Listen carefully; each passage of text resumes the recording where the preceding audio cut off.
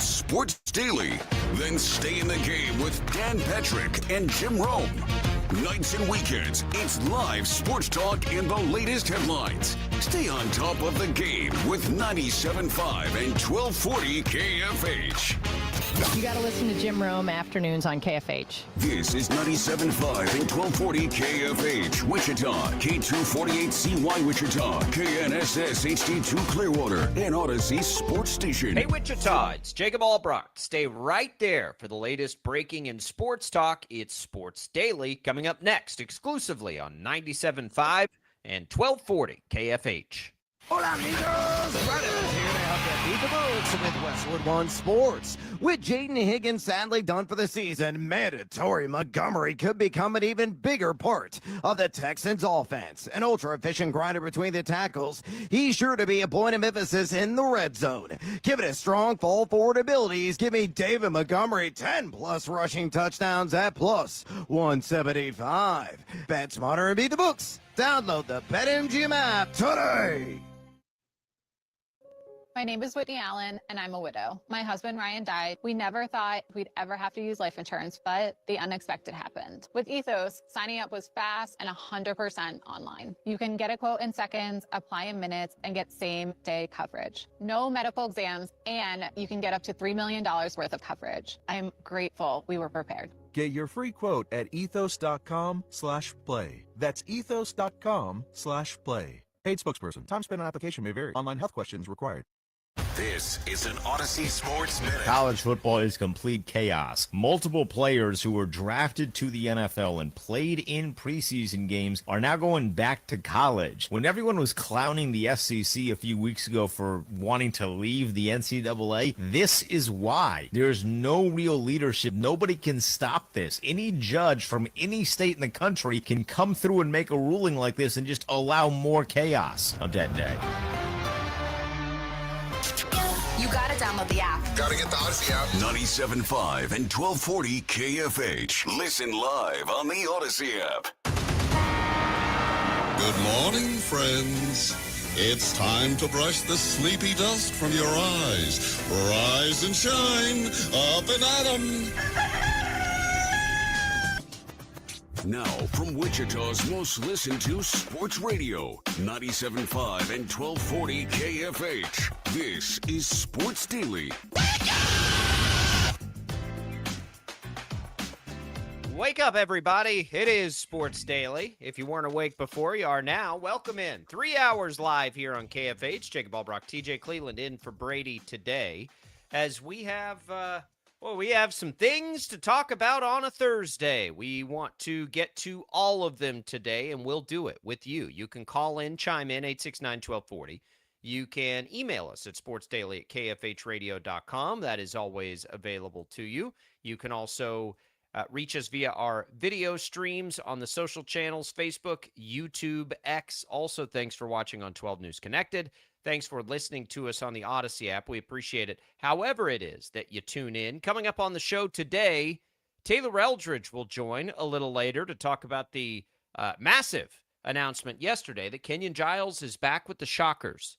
That's right. If you missed it, Kenyon Giles is back with the Shockers. We'll discuss, not a lot of details, but a lot of things we got to sort through on that.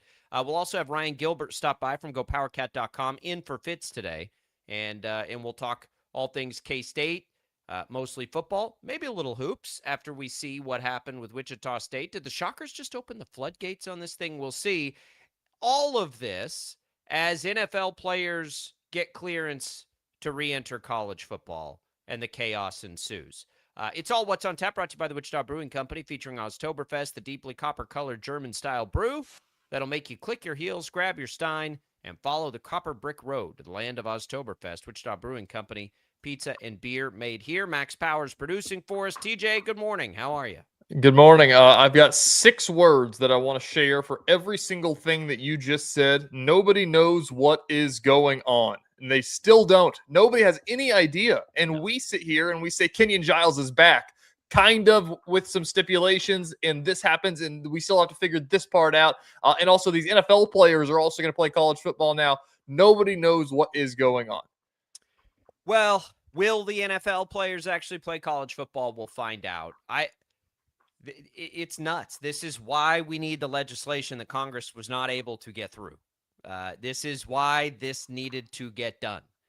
And I hope that it relights a fire I heard our update right before, and the SEC wants to leave it. What is the NCAA supposed to do?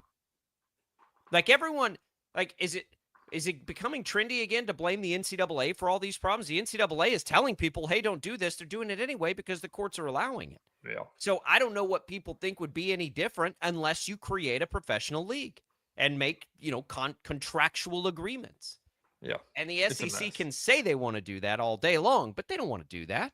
The worst part about this is, and we'll dig into this a ton today, but the NCAA, there's been so many of these cases to where especially like the individual cases, like Charles Bediako or whatever one you want to pull out. James Najee was one from basketball season last year that you look at it and you're like, okay, like do we need to let the pro player play back? Like, I don't know. Like, these guys are then like this guy's a professional in Europe and he's been playing professional basketball in Europe and now he can be a college. And this guy's 25 and he's playing. So there's been a lot of them where you're like, okay, well, why are the courts saying that that's okay? And then you look at this one though, the 5-5.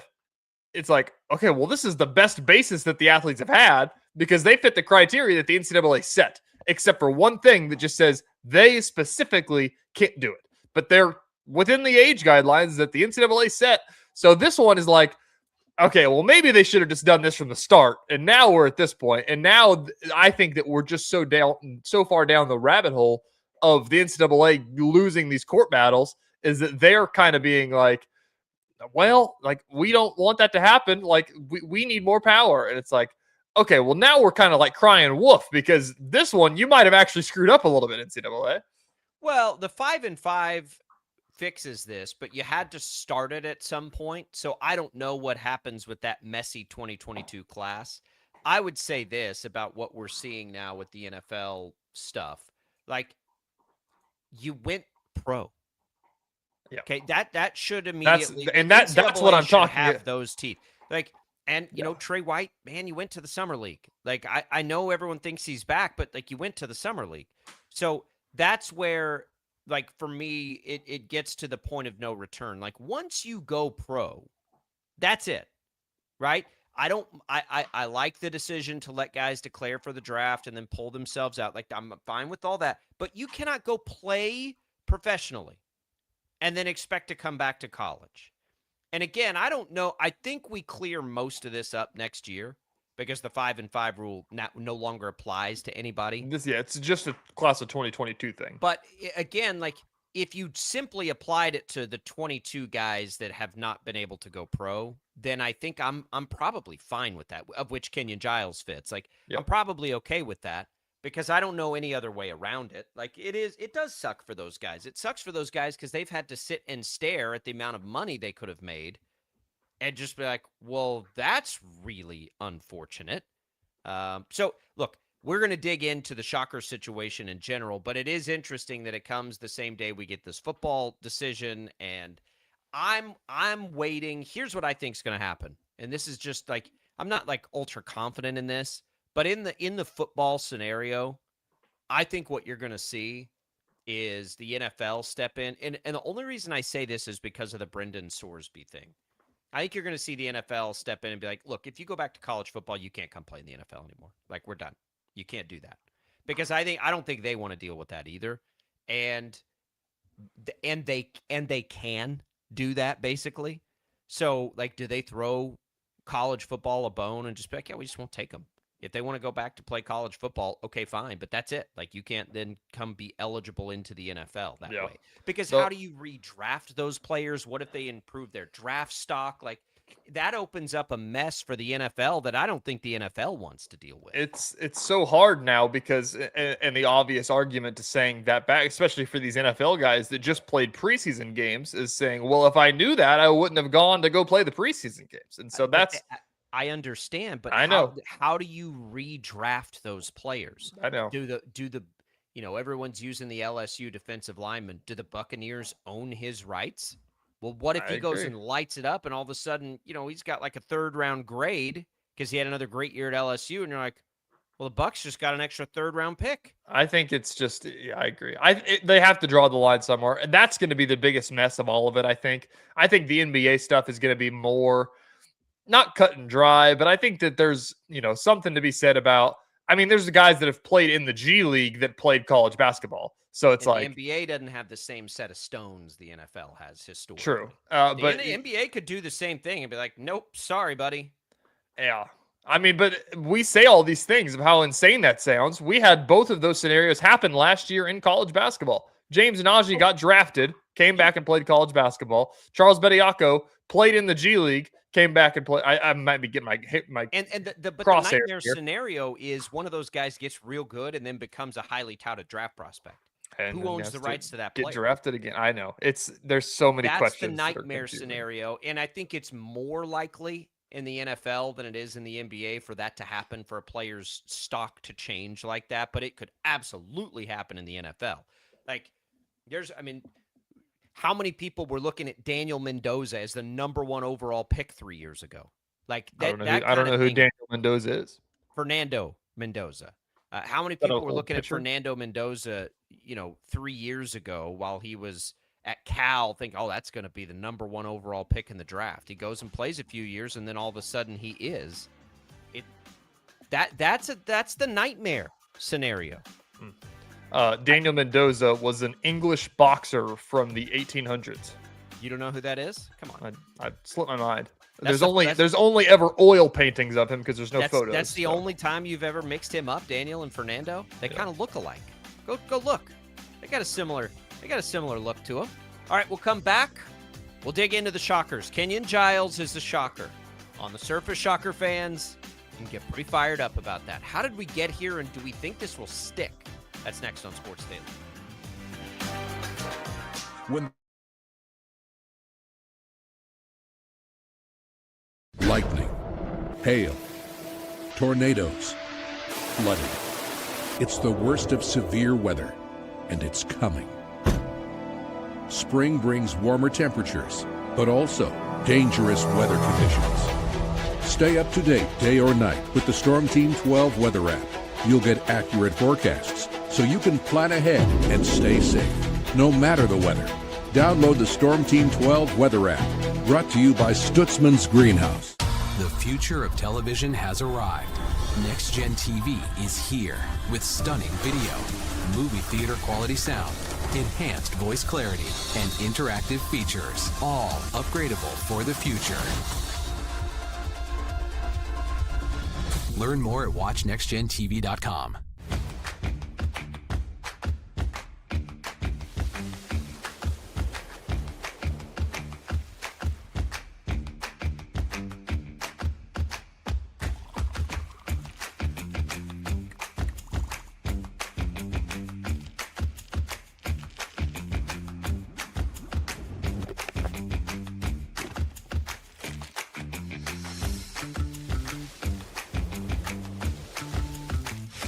The canvas of our imagination. They tell a story. Clouds affect the events of your day. Sometimes they growl, sometimes they inspire, but they're always the messengers of nature's mood, written in the sky. Storm Team 12 understands the language of clouds. We're dedicated to decoding their message, so you know what to expect. Behind every cloud, there is a story waiting to be told. Trust Ross Jansen and Storm Team 12, alerting you first to the impact on your life. We are following a breaking update. Every day, all day, stream the stories that have you talking near and far. Whoever is behind the wheel of this bus is not stopping. From hundreds of local reporters and meteorologists spanning the country. Chaos here this morning at the UW campus. Search LNL for the all-new Local News Live streaming app.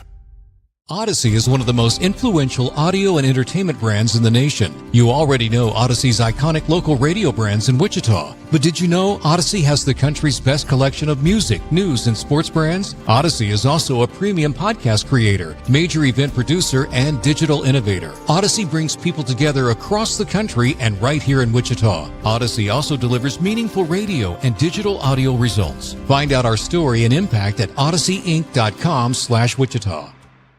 Make yourself known now. 831001 in traffic pursuit. Oh my God, here. Investigate TV Plus begins with real people. We investigate stories that impact you. And inspire change every day. Something is broken. Real problems. Why are they hiding it? And real solutions. My daughter was dying in front of me. What was your reaction when he said that? Investigate TV Plus, weekdays at 3:30 p.m. on KWCH.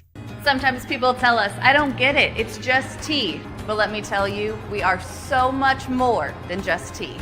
With 20 plus flavors of sweet and unsweet iced tea, the possibilities are endless. Come on in and try them all for free to find your favorite or get us on the go for your busy lifestyle. And don't miss happy hour every day.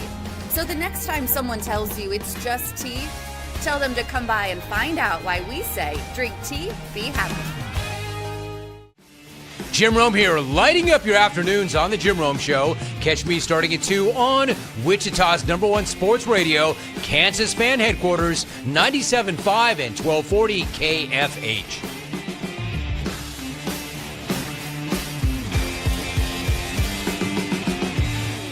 Mornings are busy. We're here to make your mornings better. We report the stories that affect you. 3 more hospital lies from contaminated apple juice just a day after the FDA issued a recall.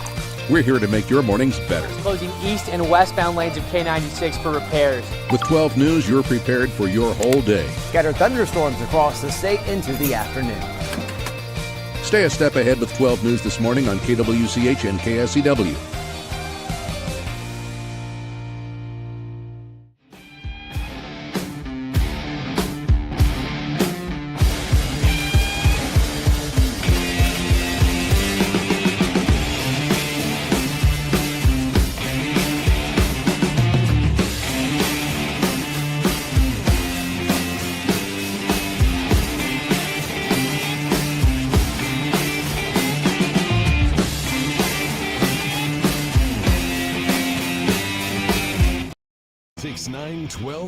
Time to get busy. This is Sports Daily on KFH.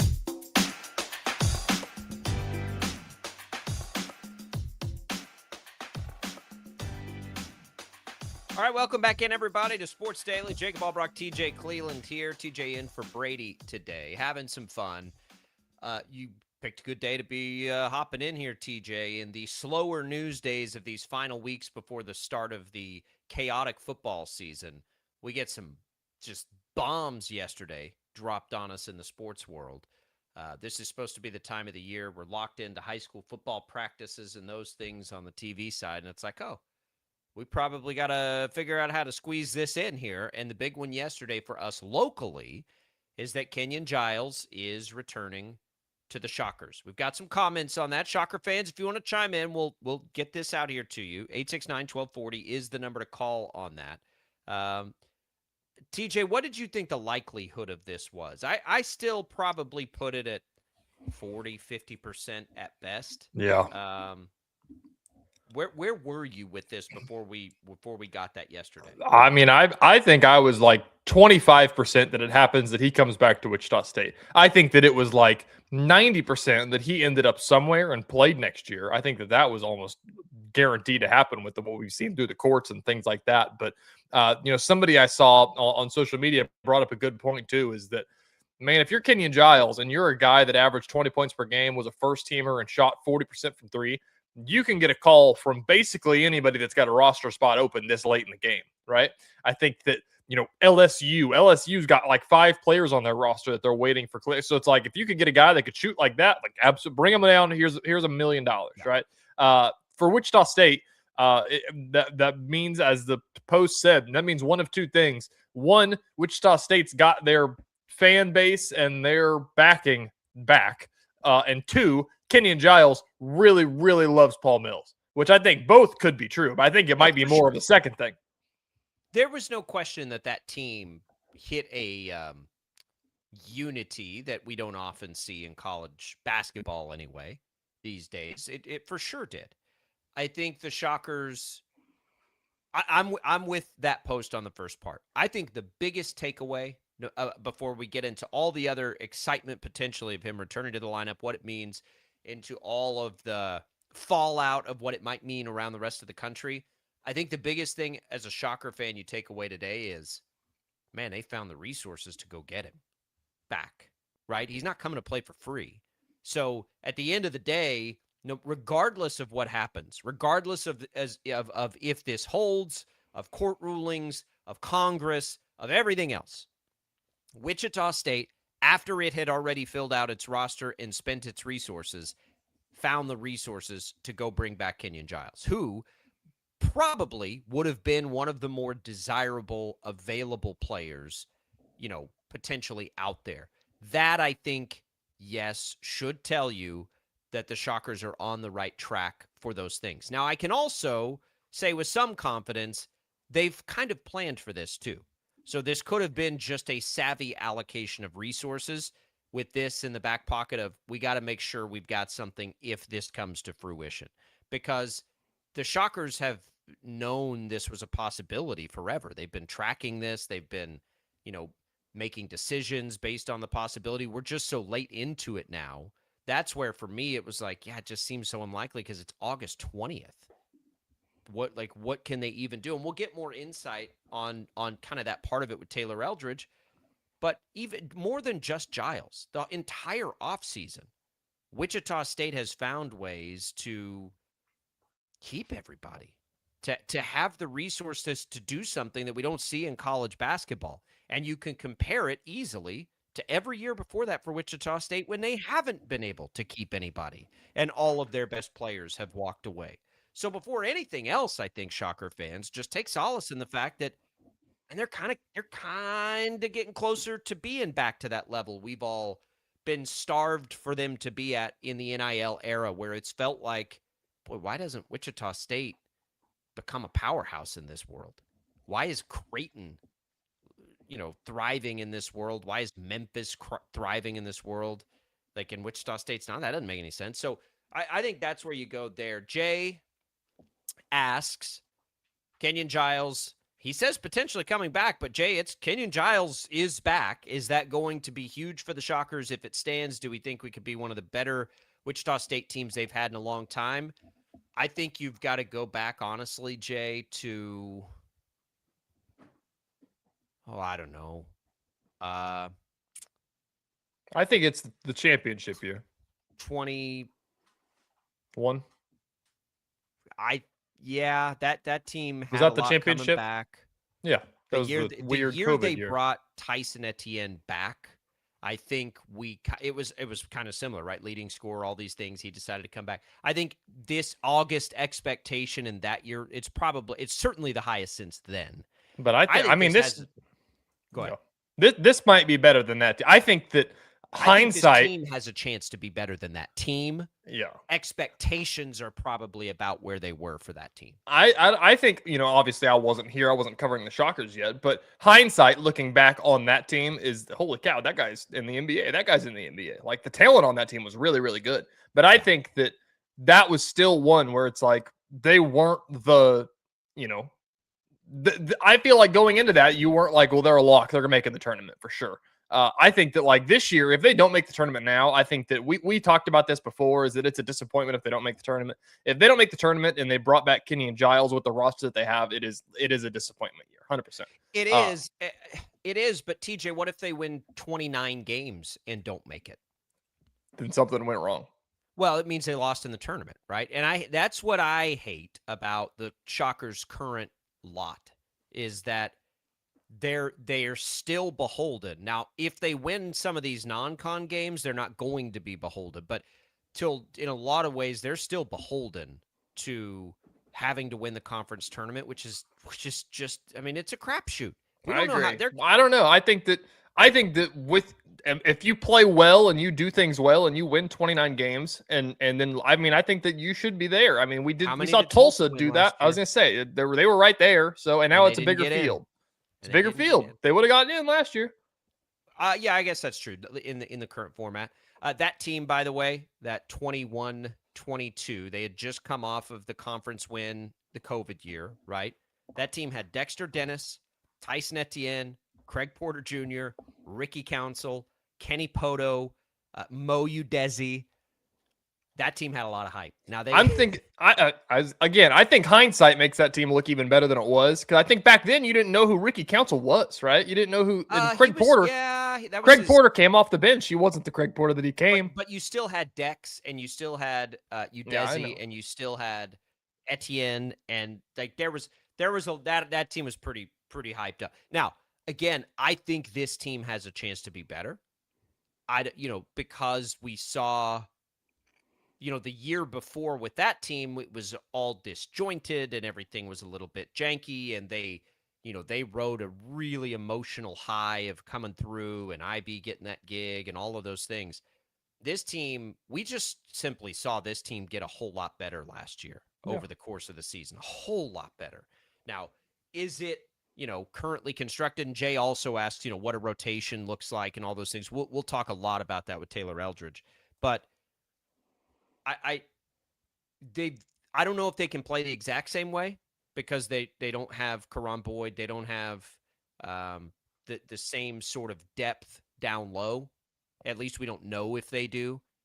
Okorafor, Boyd alone, you don't have those two guys. I can't imagine we're going to see the nation's best offensive rebounding team again, essentially. And that was a big part of what made Giles so dangerous. But they'll still be a really good rebounding team, most likely.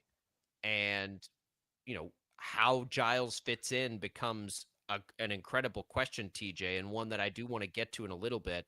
But before we do, we still have to sort through the news of this. So we don't know why Wichita State chose now. I mean, I haven't heard of, I'm sure there are, but have you heard of another high profile player like this? Like this kind of feels like it's the first big one. I don't know. There's been a bunch across the Power 5 of guys that are coming back. I mean, how many of them average 20 points per game? I don't know. So that's what I mean.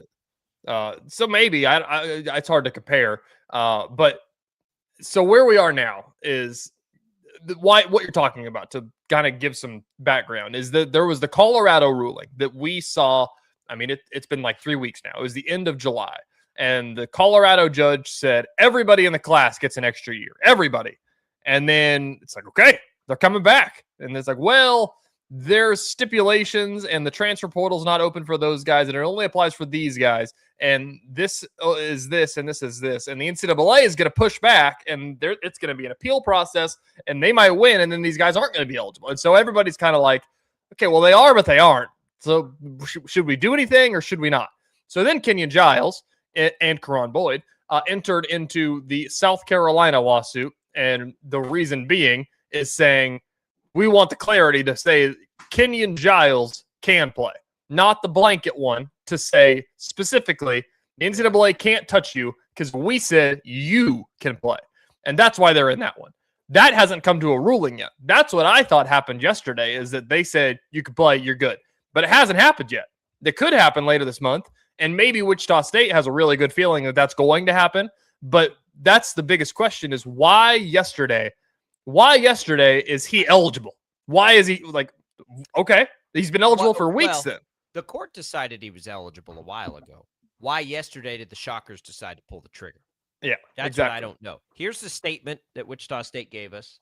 Per the evolving NCAA eligibility landscape, Shocker Athletics is supportive in keeping options open for student athletes, provided doing so remains permissible within the rules that govern administration of our programs. Kevin Saul, who's been on this show and is on this show lots, that totally is a Kevin Saul statement, I think, by the way. And we'll have him next week, and we can ask him these questions. I think that they gained confidence that they wouldn't be punished, TJ. Because if you're not going to be punished, then what do you have to lose? Who cares, right? Like, if the punishment isn't coming, like if something changes and all of a sudden players are deemed ineligible, and the worst case scenario for the Shockers is they have to say, dang, sorry, Kenyon, you're not actually going to be able to play. So then it's fine. And because the risk is if they're punished because they did this now. So like, to me, they must have gained some confidence that there won't be punishment because of this.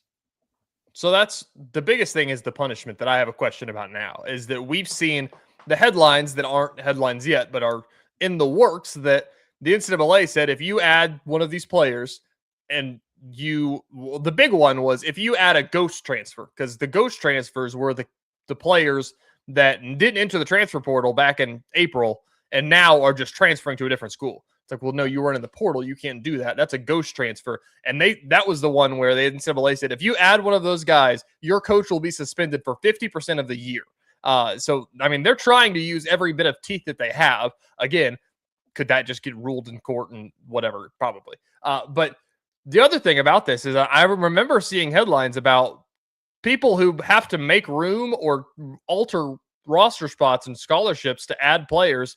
Like, does that come with sanctions? And Wichita State had 15 players. And I was mistaken, Jacob, is that in the new rules, there was people grandfathered in is what confused me about it. Like KU had like 17 players a couple of years ago, but once you are a walk-on, I'm pretty sure like you could stay a walk-on that year. But since then, you have 15 players to use, and that's it. No walk-ons, 15 spots on your team. So Wichita State had 15 players on their team. So they've got to make a decision now. Yeah, we haven't seen the corresponding decision. And we'll but maybe that is the confidence of saying there's been people talking about if this is going to be a blanket thing, like they have to just say, okay, everybody gets one more spot. You can use one more spot on that guy specifically and just do it that way because somebody's going to lose their. I think you'll see somebody take a medical red shirt or something. But I don't know how that works. Red shirts don't happen anymore, Jake. Well, what I mean is like that's not what I mean. I think if you're not playing, you like let's say a player is hurt or maybe needs a surgery or something like that. You could just go get that done, right? But take their scholarship away still, right? That has to happen. That I have no idea.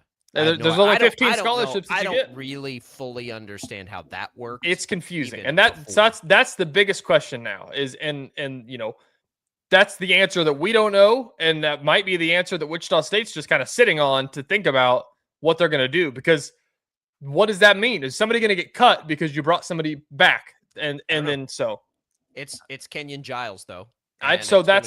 So taking this back to your original question, what's the % chance that I thought that this was going to happen? One, I thought it was small because Wichita State had 15 players. I thought that Wichita State was just going to say, okay, man, I'm sorry. We have a team. The bigger part of that why I didn't think it was going to happen is that Wichita State built a team around not having Kenyon Giles.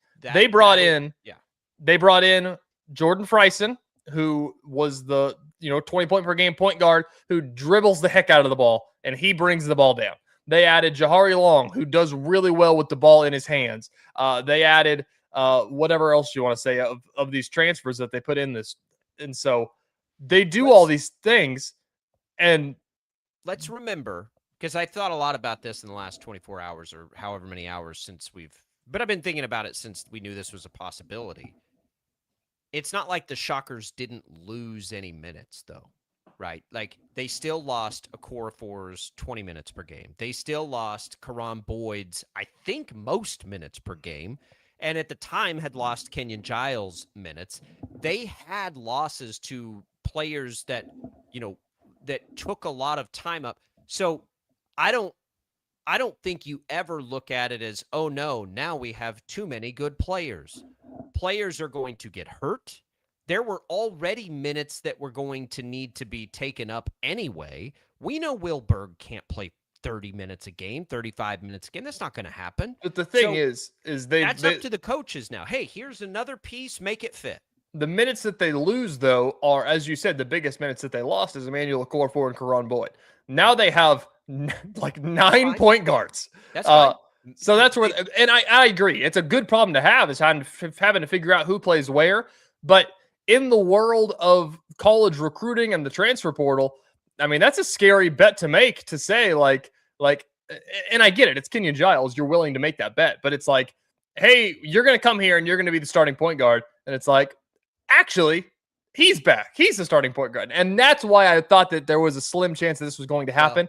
I think that Kenyon Giles I think he's a mature enough player to come in there and be like, listen, guys, like, I'm not going to big dog anybody here. Like, you're going to be my teammate. We're going to it's not like somebody's walking in. It's like, yeah, I'm getting my shots up and you're going to deal with it, man. I think we want to treat them like pros.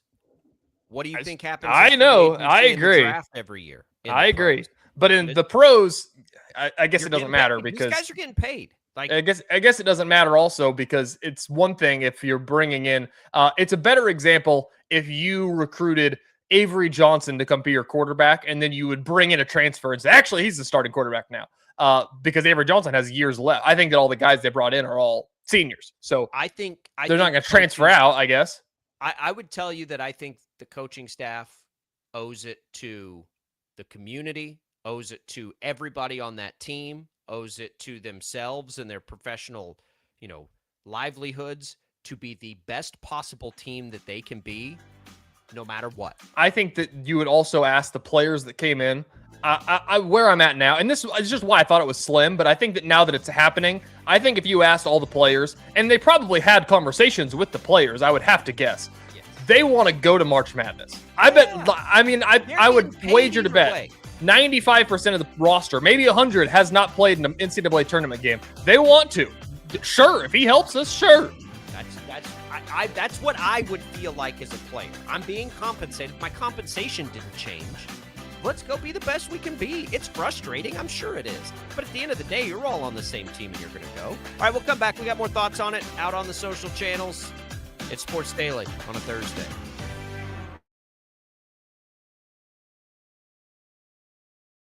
Lightning, hail, tornadoes, flooding. It's the worst of severe weather, and it's coming. Spring brings warmer temperatures, but also dangerous weather conditions. Stay up to date day or night with the Storm Team 12 weather app. You'll get accurate forecasts, so you can plan ahead and stay safe, no matter the weather. Download the Storm Team 12 weather app, brought to you by Stutzman's Greenhouse. The future of television has arrived. Next Gen TV is here with stunning video, movie theater quality sound, enhanced voice clarity, and interactive features, all upgradable for the future. Learn more at watchnextgentv.com.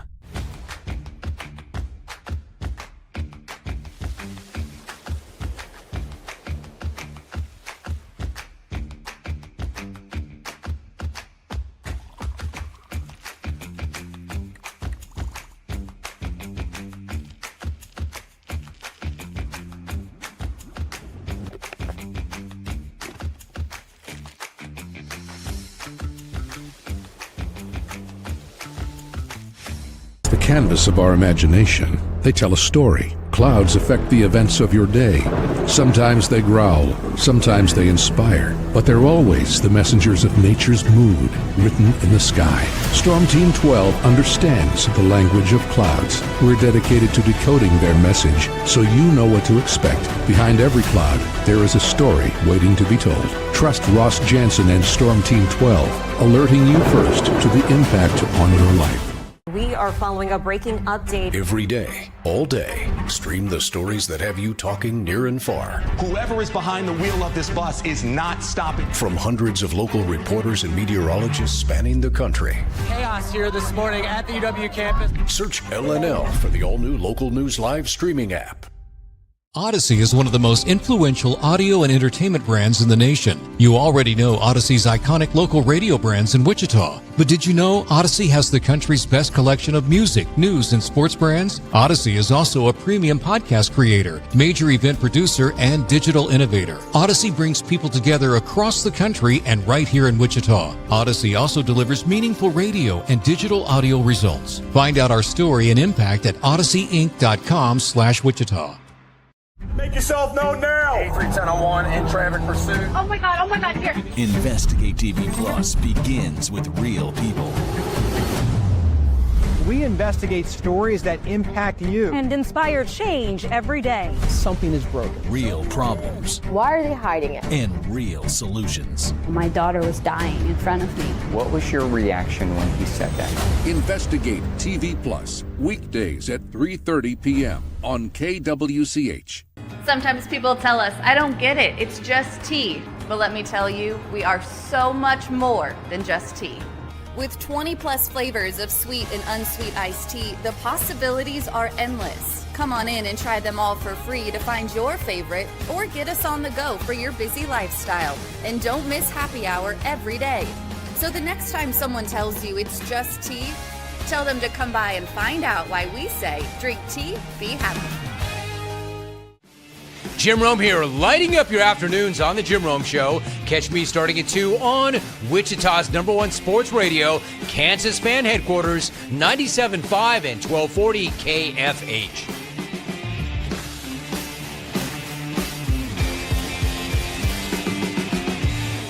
Mornings are busy. We're here to make your mornings better. We report the stories that affect you. 3 more hospital lies from contaminated apple juice just a day after the FDA issued a recall.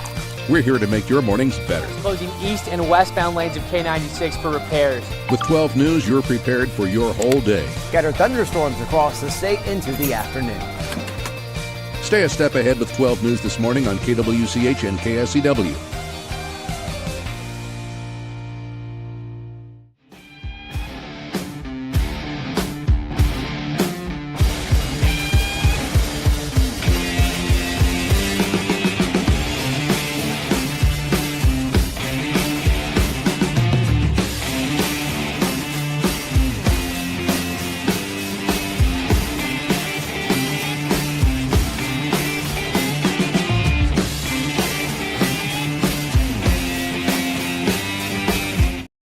Daily on KFH.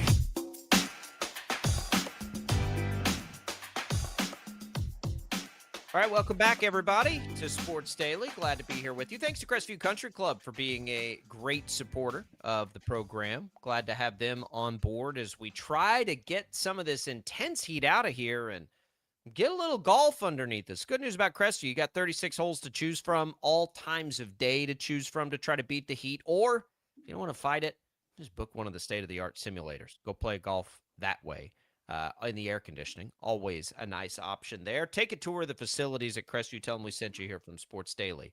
I do appreciate this. Smart Alecky off the top ropes. Dabin on YouTube asking about our thoughts on Araujo to Liverpool. I just can't believe it. I cannot believe that Araujo's headed to. I know. Let's really shake it up. Ronald, that's Ronald Araujo, who's been at Barcelona, of course. One of the better Uruguayan players in the world. Great defender. I just can't believe it. Headed to Liverpool? Yeah. Never thought he would. I thought he was going to be in La Liga forever. Man, that's wild. That nuts. Is wild stuff. I have not watching Ted Lasso right now. I have not followed through on my Premier League watching, but I have followed through on my MLS watching. I've watched like basically every game except 2 or 3 of Sporting. Big draw last night. I still hate ties, but big draw last night against St. Louis. They came back and got the draw. They've never lost to St. Louis at home, I think, is what it was. I can't do it. Ted Lasso's as soccer as I can get. How about that? I'm rewatching the first 2 seasons with my wife. Our goal when the baby comes is to then watch the 3rd season, which I have not seen, and now the new 4th season. So that's the goal. But that's as much. That's a level of soccer I can get into. Has been Ted Lasso. It's been a fun rewatch. All right, we're talking Kenyon Giles here, back to Wichita State, and what does it look like next year? Taylor Eldridge will join us in the 3rd hour to talk about this too. I worry about those things too. Like, oh no, they promised this player this thing and they told him, but you brought that player in under the circumstances that existed, and circumstances change. And if we are going to treat these young men and women like professional athletes, circumstances change in sports all the time. All the time. You don't think Kirk Cousins was blindsided by signing a big deal with Atlanta and then them drafting Michael Penix Jr.? Mm-hmm. Like, the circumstances changed. The Falcons saw an opportunity to go take a quarterback they wanted, so they took him. Matt Stafford, you don't think the circumstances changed in the draft when they took Ty Simpson?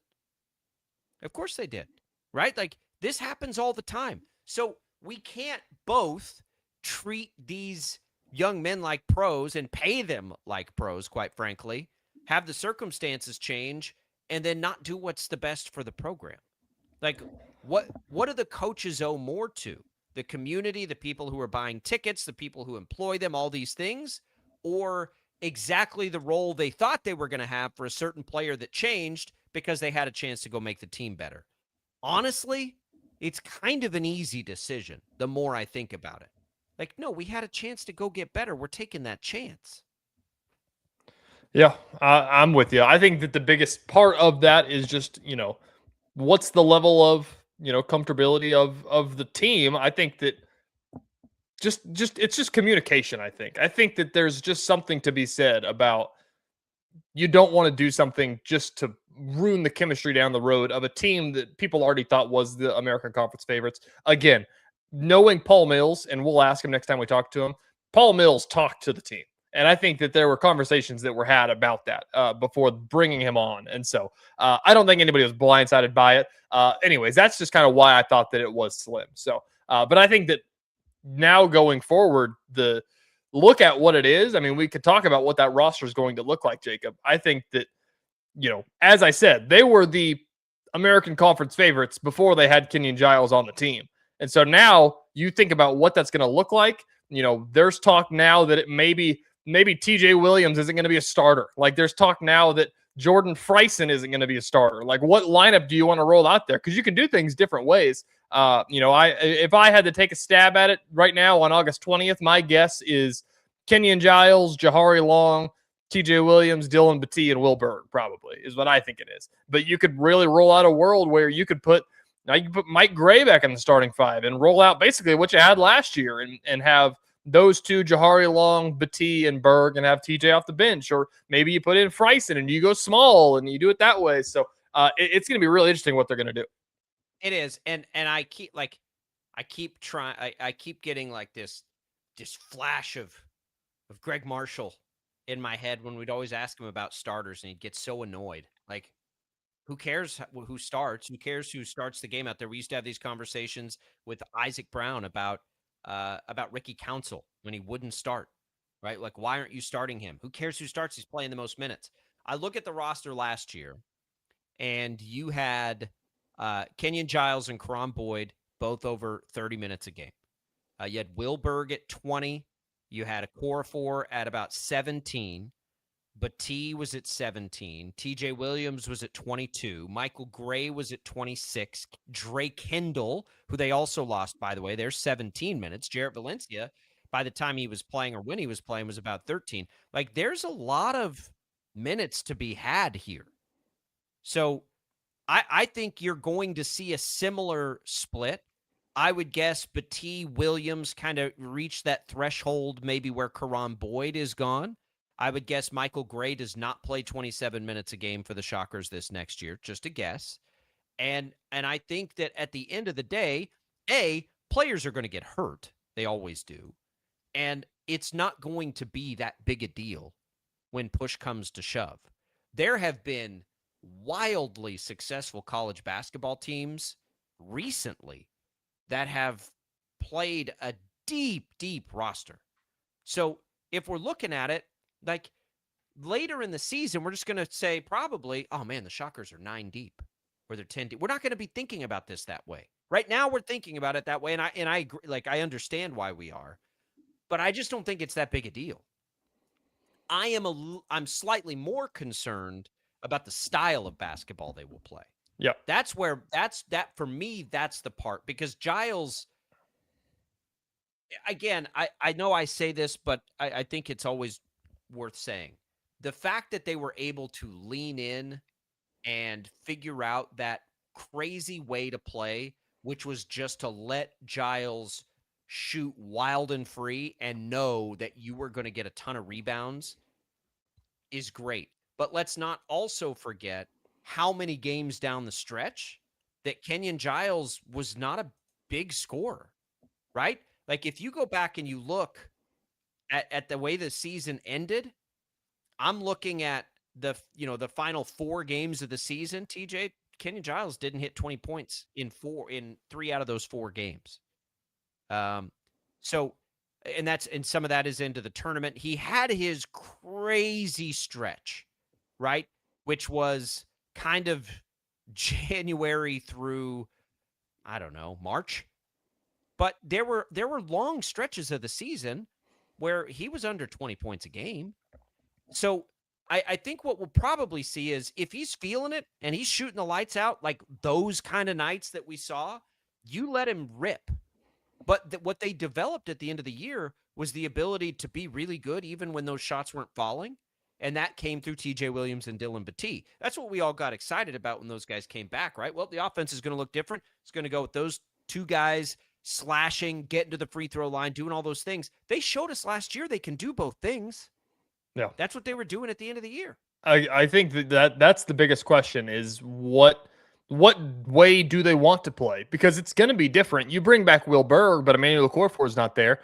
Can Sear Malona, I think is how you say his last name. I need to figure that out. Can he rebound at the same level as Emmanuel Okorafor? Can Noah Hill get in there? He's undersized. Can he rebound at the same level as the 7-footer Emmanuel Okorafor? Because that's what made them so good last year, as you were saying. 100%. It's not because Giles made so many threes. It's because Giles shot so many threes and they got so many rebounds. They just rebounded everything. Exactly. That's why they were so good. So you got to figure that out first of all and say, can we do that again? If you can't do that again, what is it going to look like? Is it going to look like, do you put Kenyon Giles in the shooting guard position? You can have, work him off the ball and do this. But they tried to do that last year and it worked better when he was the point guard. So they did. It's curious what they're going to try to roll out. They're going to have to be creative, I think, of what they want to do with this. But again, it's a good problem to have. Again, the optimism is just so high because as we sit here is like, as I said in the last segment. And it's easy because you've returned your leading scorer to Well, an already loaded roster that was going to be picked to win the American. Yeah. I think these other things that were, and I've heard it a ton. People are like, oh man, but they promised all these other players these things. I'm like, yeah. So? No. I don't know that you promise any player anything. What if that player's not any good? I know. You're not going to you're not going to let them do what you recruited them on if they're not good. And I just there's too much on the line right now for this program. The timing of all of this. If Wichita State can just get this done, get good quickly, and I'll say it, leave the American, because that's the best thing for them to do right now. They cannot continue to play in a league that gives them nothing in the conference, that gives them no chance outside of winning a conference tournament. Wichita State does not profile that way, and they don't have football to benefit from the fact that the American's a pretty good football conference. Mm-hmm. They don't have that. So as a basketball-only league, it's just not very good, and it's killing them. Again, speaking on the optimism terms of, kind of going back to Jay's question of how good is this team going to be? Where are they going to fit in the shocker rankings in the past couple of years and things like that? I mean, this is the first time, Jacob, I think that you look at the schedule, USC on the road, and it's like, man, they could beat everybody else, right? I think that there's a 100% chance that, they could. Sure. I think that everybody looks at those games and there's nobody that in the past, you're like, well, that team's going to be good, but man, Tulsa looks pretty good, right? I think that it's just going to be such a different feeling of going in that Wichita State fans haven't felt. And even I think that 2021 year that we're talking about, I don't think that existed there. I don't think that's existed since the, Connor Frankamp years. Tyson Etienne was a special player the year before he decided to come back. Very special player. And Dexter Dennis is one of the all-time shockers. So it was at least the same, if not more. Again, though, I think this team has a chance to be better than that team did because they have a chance to legitimately be 9 or 10 deep. And if you don't have the size, they're going to lose something defensively without Boyd and Okorafor too. So if you don't have the size that you had a year ago to be elite rebounding the ball, if you lost the talent to be elite defensively, I think my amateur brain says, well, if you've got 10 guys who can legitimately be out there and you can just send them in waves and you can send that energy in waves, that can maybe make up some of the difference because you're never going to get tired. They're never going to be gassed. If all of these guys work out, we haven't seen a few of these players we're talking about play basketball one time yet. So let's make sure they're all really good before we're like, oh, no, they have too many players. Because I think that is where people are like, oh, no, now they have too many good players. I'm like, guys, that is not a problem. And it has not been a problem for Wichita State. And I can't imagine that on February 20th, we're sitting there thinking, God, if they just didn't have so many good players, they'd be really good. Like, that's not going to happen. We'll come back. Headlines I missed. We'll get into what's going on in college football. Taylor Eldridge joins us later. Ryan Gilbert of GoPowerCat.com. It's Sports Daily on a Thursday.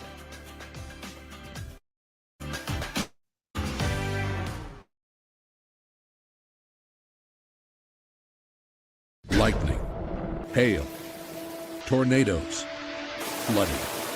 It's the worst of severe weather, and it's coming. Spring brings warmer temperatures, but also dangerous weather conditions. Stay up to date day or night with the Storm Team 12 weather app. You'll get accurate forecasts, so you can plan ahead and stay safe, no matter the weather. Download the Storm Team 12 weather app, brought to you by Stutzman's Greenhouse. The future of television has arrived. Next Gen TV is here with stunning video, movie theater quality sound, enhanced voice clarity, and interactive features, all upgradable for the future. Learn more at watchnextgentv.com.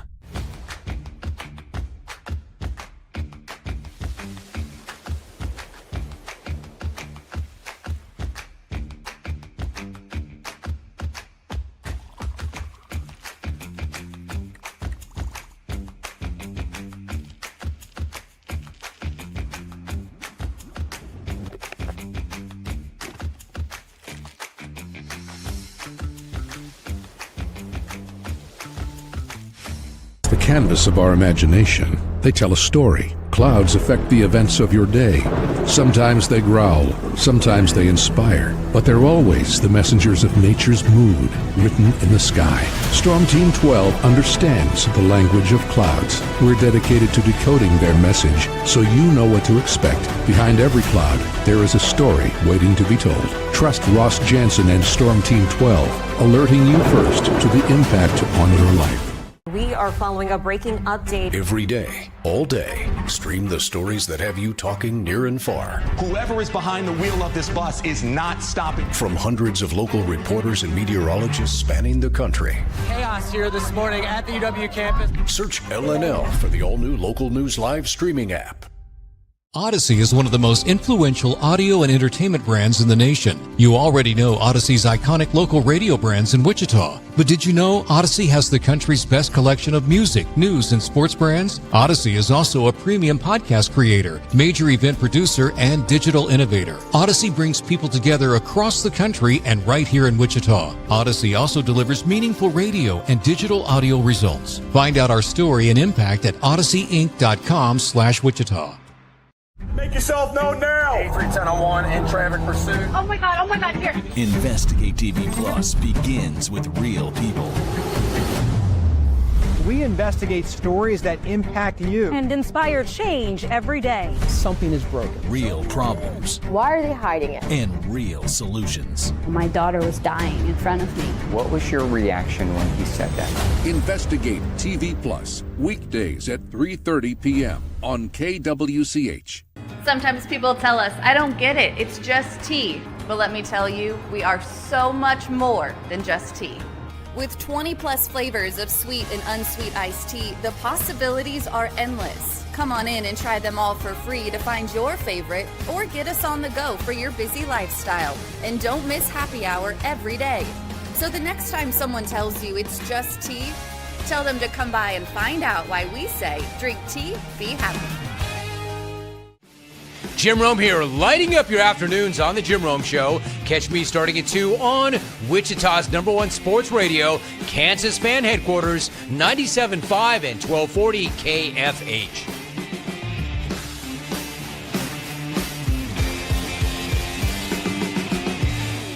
Mornings are busy. We're here to make your mornings better. We report the stories that affect you. 3 more hospital lies from contaminated apple juice just a day after the FDA issued a recall. We're here to make your mornings better. Closing east and westbound lanes of K96 for repairs. With 12 News, you're prepared for your whole day. Scattered thunderstorms across the state into the afternoon. Stay a step ahead with 12 News this morning on KWCH and KSEW.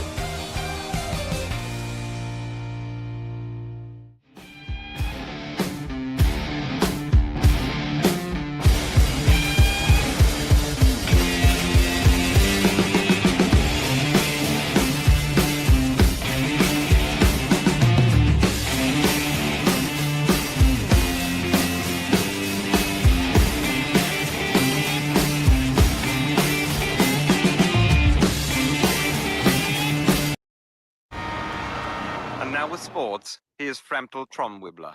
From the world of sport, the Cointon Spinky Wampers flunked the Floing Boing Welfin Clompers 70 fluff to 40 flave. At the tone, the time will be 26 Railroad. I'm not sure about any of that. Now, from Wichita's most listened to sports radio, 97.5 and 1240 KFH, this is Sports Daily. Are you listening? Ba-ba-ba-boo, ba-ba-ba-boo, ba-ba-ba-boo. All right, welcome back, everybody, here to KFH. Jake Ballbrock, TJ Cleveland in for Brady. We've got Ryan Gilbert coming up later in the show. GoPowerCat.com. We have Taylor Eldridge of the Wichita Eagle, our Wichita State insider, coming up later in the show to help make sense of this Kenyon Giles news for us. We will also get to some What's on Tap. We'll pause the Sports Daily poll. That's Brady's baby, so we won't do that today, but we'll do it again tomorrow. As we take you through the next couple hours live here, it's all What's on Tap, brought to you by the Wichita Brewing Company, your summer spot, pizza and apps the whole group will love, seasonal beers, full cocktail menu for the adults, and new dirty sodas and homemade root beer that keep the kids happy. WB, see you this summer at Wichita Brewing Company. We've got the phone lines open at 869-1240. You can keep the comments coming on the video streams where Rick says on YouTube, KU better be able to get Trey White back now. I think there is I think about a 50% chance or maybe even better that Trey White comes back to KU. He did enter the NBA Summer League, though. He was really good in the Summer League. That is the one wrinkle that he faces that Giles did not. So we'll see. But I think they have a pretty good chance to do that. But you can comment there. You can comment on Facebook and X as well. Thanks for watching us on 12 News Connected and listening to us on the Odyssey app. We're glad to be here with you. Sports Daily at KFHradio.com is the email. If you want to get in touch with the show that way, you are more than welcome to as well. We're taking you through it. We'll have more on Giles with Taylor Eldridge, the story of the day yesterday for us, of course. Before we do anything else, though, let's get to some headlines I missed. All right, Sports Daily fans, let's take you to the sports headlines Jacob probably didn't see. All right, Jacob, we're going to start with the Nürnberg Falcons BC. What do you know about them? Nothing. They are based in Nuremberg, Germany. They play in the Pro A League of Germany, and they've got basketball, BC, basketball club, not FC. They've got a new combo guard on their team. You may have heard of him. Xavier Bell. Nice. Heck yeah. Random headline of the day. He's going to Germany. Yeah, former Shocker, former Andover Central Jaguar. That's right. All right, let's keep going here. We got some good ones. First of all, did you see, speaking of Giles, the new voice of the Shockers, Denning Gehrig? Did you see his post he made before the Giles thing happened? No. He was in the know of it because they posted it at like 2:00. At 1:18, Denning Gehrig tweeted the Michael Scott, "Oh my God, okay, it's happening." And everybody was like, he's had a couple of these scoops. He's had a couple of these. All right, Denning, we're gonna have to be paying attention here. We're not used to that, but we're watching. We're watching. All right, let's keep going. Let's go more on the 5-5 model. This is a name that entered yesterday as well. Entered the transfer portal because he should be getting an extra year. Keba Kita, I think is how you say his name. The giant center from BYU. Okay. Is in the portal. For KU fans, I saw somebody share, Derek Johnson, I think, share that he'd be a great fit at KU. I was like, well, I think anybody in August you could say is a great fit at KU if you want to add somebody. He was awesome. Monster. Yeah. He'd be fun. He's fun wherever he goes. All right. More 5-5 stuff. I'm just gonna read this headline because this cracks me up. This isn't even really 5-5. It doesn't make any sense. Okay. Pro Football Talk, PFF, put out an article. Headline reads: Recent legal developments could open the door for Diego Pavia to play college football for another season, but he'd likely have to sue to make it happen. He already got cut, didn't he? Yeah, but this doesn't make sense. He could not play in college because their argument is that he played 2 years of JUCO and only used 4 years of NCAA eligibility after that. So he should be able to get a 5th year. Yeah, but Melvin Councils is like, he's just suing for the second JUCO year. He already used his second JUCO year. He wouldn't fit in the 5-for-5 because he's too old. So I don't think that would happen. But maybe, who knows? Okay, let's keep going. Please don't. Please don't. Where should we go next? Let's go to the NFL. The ESPN/NFL Network, because they own them now, has their booth combos for the upcoming year posted of what they're going to have and things of that sort. The one that's making a lot of the headlines is that Pat McAfee is going to be on the Monday Night Countdown show. So there's another Pat McAfee appearance on ESPN. But this one kind of flew under the radar. Jason Kelsey is going to do some games in the booth for NFL Network. But people are up in arms because he's calling an Eagles game. He's basically going to call the international games, like with Kurt Warner, I think, is what they're going to do. But he's calling an Eagles game. But I don't know if that's that big of a deal. Why are people up in arms in that? Because they're saying that the favoritism and non-bias and stuff like that. Tony Romo, Troy Aikman are two top analysts in the NFL. In fact, every former analyst played for a team at some point. That's silly. That's dumb. I think that I agree with that. But Jason Kelsey's going to be in the booth. How do you think he's going to do in that?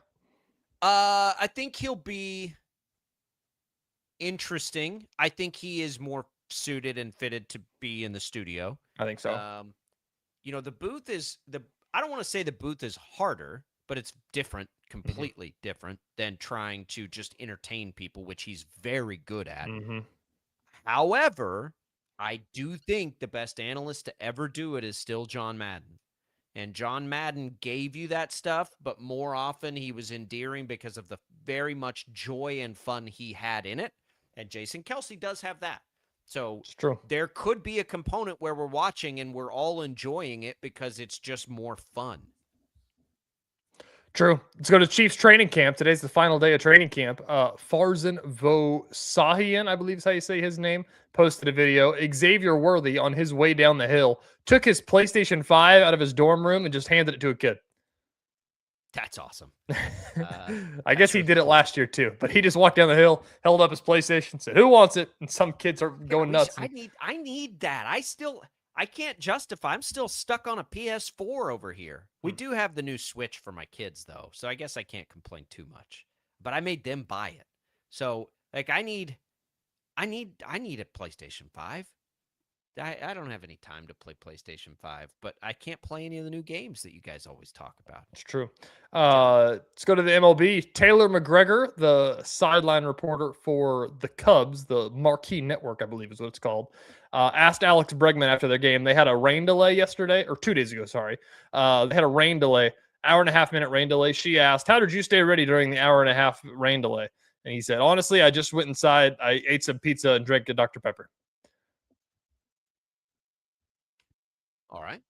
Only baseball players get to have that diet. Yeah, I don't think you can do that anything else. And also, I don't know if this was yesterday or today, but 6 years ago, either yesterday or today, Nick Castellanos hit a drive in the deep left field.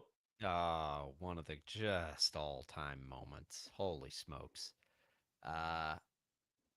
In Kauffman Stadium. Was that? Oh, man. We toe the line quite a bit, and I just am so terrified of like those moments where you're just like, oh, okay, what just happened? Is he still? He does Pac-12 games for the C-Dub now. Okay. Tom Brenneman. Yeah, but Tom Brenneman was a top guy on Fox for a long time, and geez, goodness gracious. Hot mic. Hot mic. Who was the pitcher? Ooh. This is an all-time trivia question. Okay, give me a second. Trying to picture it. Brady Singer? Greg Holland. Ooh. In the second stint, wearing number 35. Ooh.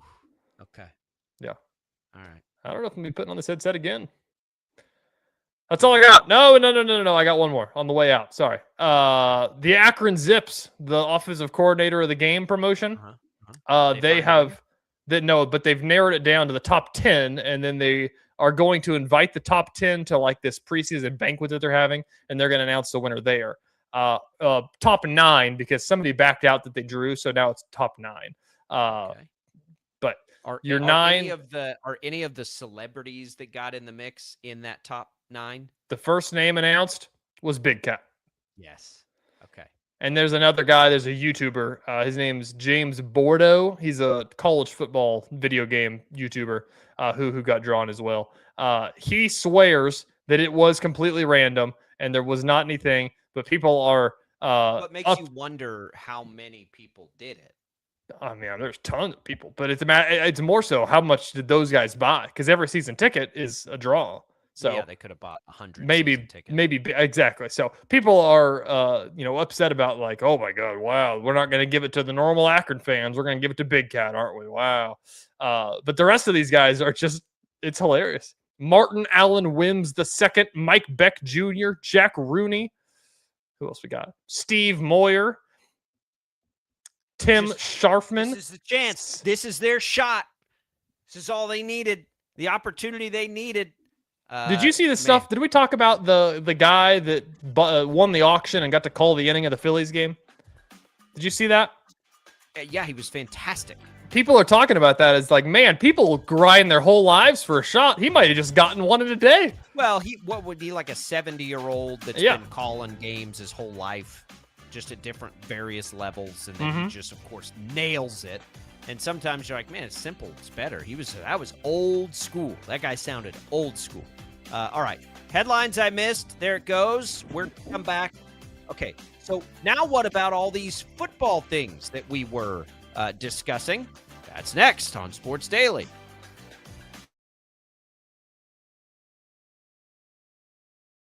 Lightning, hail, tornadoes, flooding. It's the worst of severe weather, and it's coming. Spring brings warmer temperatures, but also dangerous weather conditions. Stay up to date day or night with the Storm Team 12 weather app. You'll get accurate forecasts, so you can plan ahead and stay safe, no matter the weather.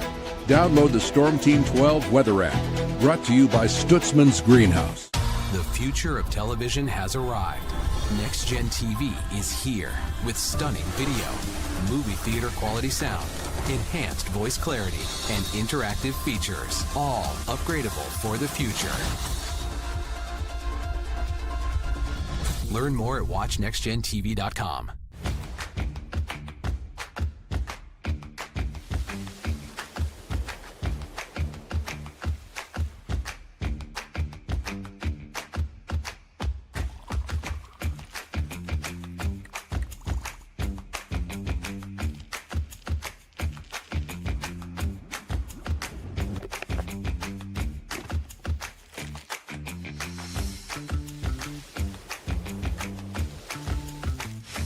The canvas of our imagination. They tell a story. Clouds affect the events of your day.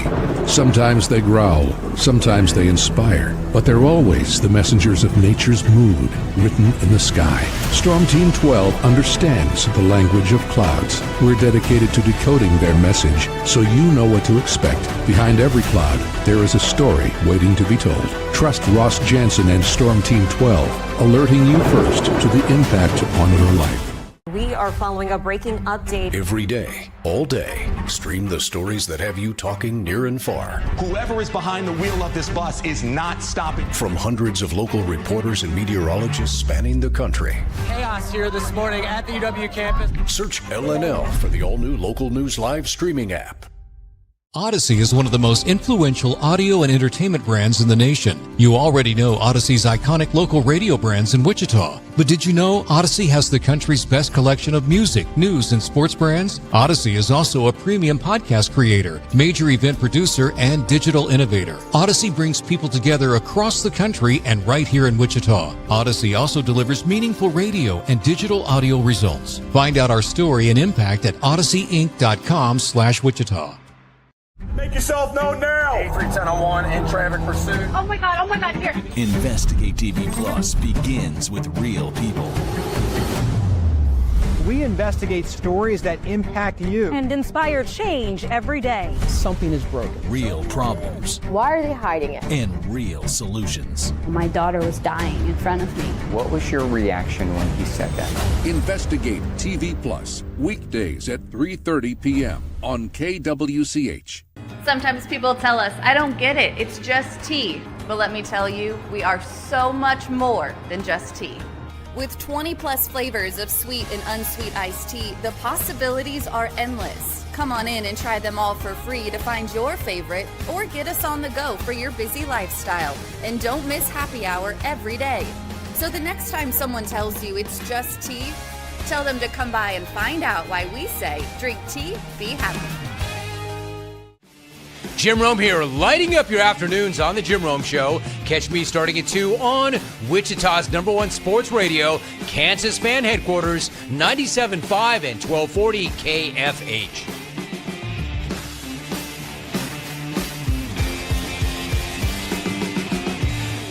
Mornings are busy. We're here to make your mornings better. We report the stories that affect you. 3 more hospital lies from contaminated apple juice just a day after the FDA issued a recall. We're here to make your mornings better. Closing east and westbound lanes of K96 for repairs. With 12 News, you're prepared for your whole day. Scattered thunderstorms across the state into the afternoon. Stay a step ahead with 12 News this morning on KWCH and KSCW.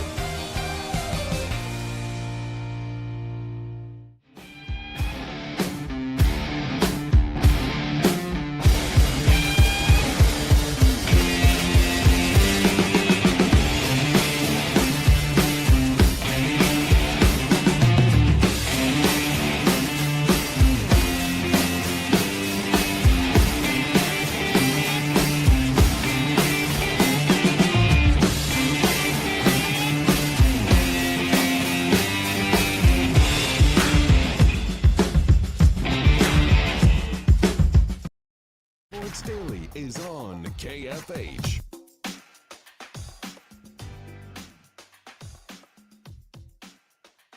All right, welcome back in here, Sports Daily. Jacob Albrock, TJ Cleveland with you on the show. Glad to have you here with us as we're spending some time with a couple of very interesting stories yesterday. Do want to mention Jack Caglione left the game last night for the Royals with a sore ankle. We'll see if he plays that game. You can hear right here on KFH. 12:30 pregame coverage for the Royals begins today. We'll find out. Follow up, Jacob. Big Cat. Somebody replied to Big Cat and said, have you ever considered that people will say this is rigged if Big Cat wins it? He said, yes, I don't care. I ended up buying 18 season tickets. I want to see Shark Wheel right in Robert Morris's face. Yeah, there we go. And why would he care if people think it's rigged anyway? If it's not. And I doubt it is. I mean, if you bought 18, I don't know what the total number is, but I would say probably pretty good odds if you put your name in the hat 18 times. Hopefully he finds a way to use those tickets, give them out or something. Okay, TJ, the other big news yesterday is this college football stuff. And I don't know, I've wondered this for a while, so just understand that there is some ignorance here on my part. But like, as we've talked about all these lawsuits, we've kind of exclusively thought of them as college basketball issues.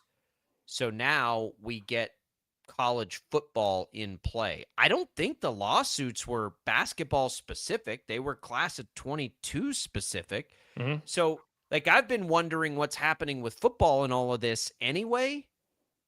But now yesterday, Jack Pyburn, who was an LSU edge rusher last year, and 15 others, they won a temporary restraining order to allow them to leave the NFL and return to college football.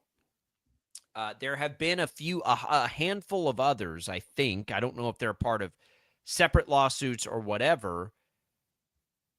So I don't know. I don't understand the difference here and why this is new and why they wouldn't just fall in line with what was decided in Colorado. I don't know if you've been able to discern that.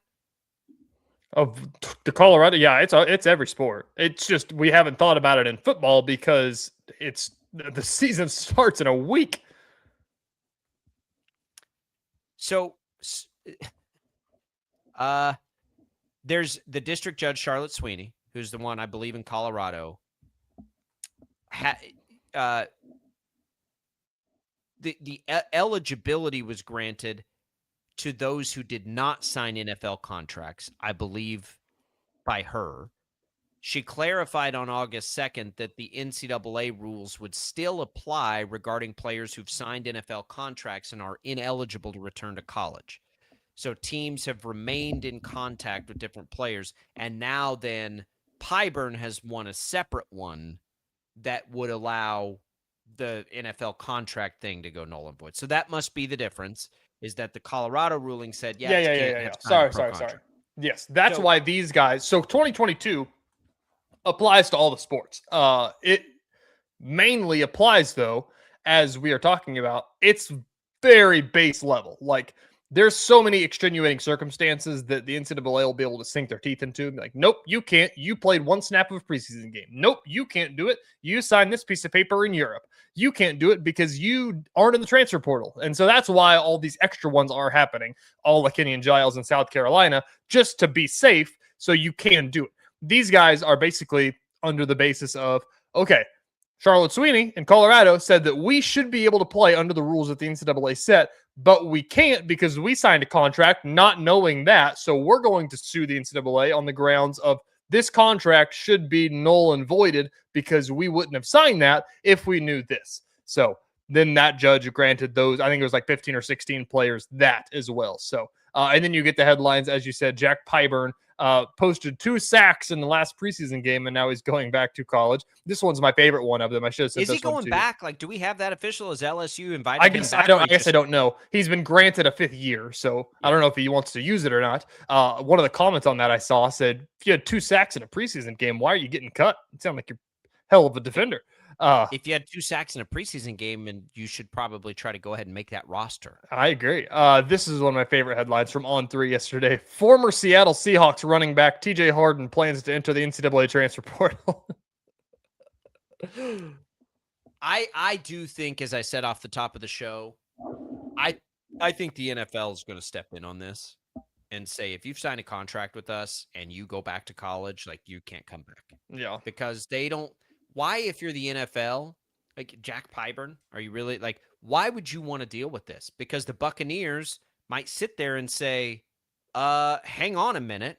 Like, we own the rights to that player until we cut him. Like, and if not, like, somebody else can't just sign him. He's under contract with us. He's not cut. They didn't cut him. Now, if they cut him, I guess. But either way, he then re-enters a draft. You can't enter a draft twice. I don't think.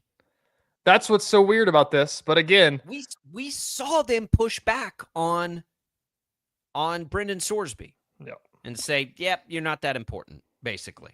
That's pretty much what they said. Like, the NFL, nope, yeah. We're not dealing with that. So there's a little bit of a track record of them saying, yeah, we're not messing with all that. You can go do that somewhere else. I think they're going to step in on this because they can do whatever they want. They can absolutely say, yeah, you can't come play here anymore. You have violated our rules. Whatever you're going to do at LSU, go for it. But you can't come back here. You can't re-enter the draft. How are you going to, like, I suppose you're a free agent at that point and any team can sign you. I guess. I mean, I guess that would be the rule of it. But, man, you're going to really ruffle feathers if you go that route. If I'm Tampa and he leaves to go back to LSU, and then I watch him come sign with the Falcons and wreak havoc on Baker Mayfield in 2 or 3 years, I'm furious. Yeah. I have no idea. I don't know what you do about this. I think that it's and I think that the other part of this too, I think that there's the NFL side of it, but I think that, I mean, colleges, if you don't get one of these guys, I mean, if you do, then I guess good for you for getting one of these guys to help you out. But like, there's guys that are playing each other in like 7 days or 9 days is week 0. That's what's so maddening about this is like, they can't play. No, you can't add to your roster, especially out of the transfer portal. That is the craziest part of all this stuff. If they're able to transfer somewhere else, like, well, and yeah, that sucks for LSU. But like, and here we are excited that Kenyon Giles is coming back, right? That's what it's like. Well, LSU doesn't have to take him back. They don't, but they have a chance to be better, don't they? If the rules say they can do it, shouldn't they do it? Like, why wouldn't they do that? This. Like, at the end of the day, this is the insanity that only Congress can solve, in my opinion. I have seen plenty of this is why the SEC wants to break away from the NCAA. How does that solve any of this? It doesn't solve any of this. Until you put players under contract, like this freewheeling nature, like that doesn't, you think you're going to go make a pro league? It's not, people aren't going to watch it. Not enough people. Not enough for what you'll need to pay players and do all that stuff. You wouldn't make any money. So you've got to fix the model, and the model can only be fixed by Congress, because the reason all of these problems exist is because the lawsuits keep happening. The NCAA, it's not like the NCAA set these rules up to say that players are allowed to do that. They keep getting sued. So until they can't get sued, until they fix the antitrust stuff, none of this is going to go away. The 5-5 thing feels like a 1-year problem. That part gets easier after this year. Yep. So maybe we just grit our teeth and deal with this year, I guess. Because seems like that is enforceable unless they get sued, right? And then we've got the Melvin Council situation. As I said, it's true. There's going to be circumstances forever, but we are like the NCAA, in my opinion, kind of made their bed with this of just saying that, hey, we're going to set the rules. You have to be under this age, which I don't even know what the age is. What is that? Like 22, 23? If you're under 23, you can play. As long as it's your 5th year of college, you can play. But you guys can't. And so that's why class 2022 is doing this. 2022 has a good case. Exactly. I'll be honest. They have a good case. They do. But the thing is, whenever we heard this happening, it's like, oh, well, I'll just sue and get more. It's just like, well, the class of 2019 is just going to sue. Like, no, they're not. That doesn't make sense. They don't have a case. And so as we go forward with this stuff, it's not going to be like class of 2020 is going to come out next year and be like, well, they got an extra year. We should too. Like, you can't tell me I can't play. I'm going to play. This happened to me. I'm going to play here. And so that's why they did the 5-5 model, is so they can actually have a little bit of teeth. They just kind of should have regrowth the world. Set it and make 22 eligible. That's my point. Everyone else is going to age out. And in hindsight, looking back, for me, I think whenever they did it the first time, I think that I was saying the same thing as they did of like, you got to draw the line somewhere. Like, you have to start it next year, and just because people left, people have gotten pro contracts. They're doing these things now. When did this go into play? Like, I'll say this: I don't think anybody with a pro contract should be allowed back. And so that's where I'm going with this. When did the 5-5 rule happen? It was like early summer, right? Yeah, it was this summer. So it wasn't that long. It was after the NFL draft, and it was after. So that's what my point was. To me, that's a too bad moment. And so that's why it gets so weird of all the stuff, is that you had to draw the line, not draw the line. You had to make the rule at one point. Yeah, Jacob, we play in a fantasy sports league that has football, basketball, and baseball combined into one. They never stop. It's the same thing the NCAA deals with, is that we can't say, okay, we're going to put this into place July 1st. It's like, well, my roster's been done for football since April. Like, you can't just do that. And so that's why they got and that's why they did it, to say, okay, starting next year, we're going to give everybody a year. And then, I know why they did it, but looking back now, the class 2022 has got a good case of saying, well, we should be able to play. The class of 2022 got unfairly screwed.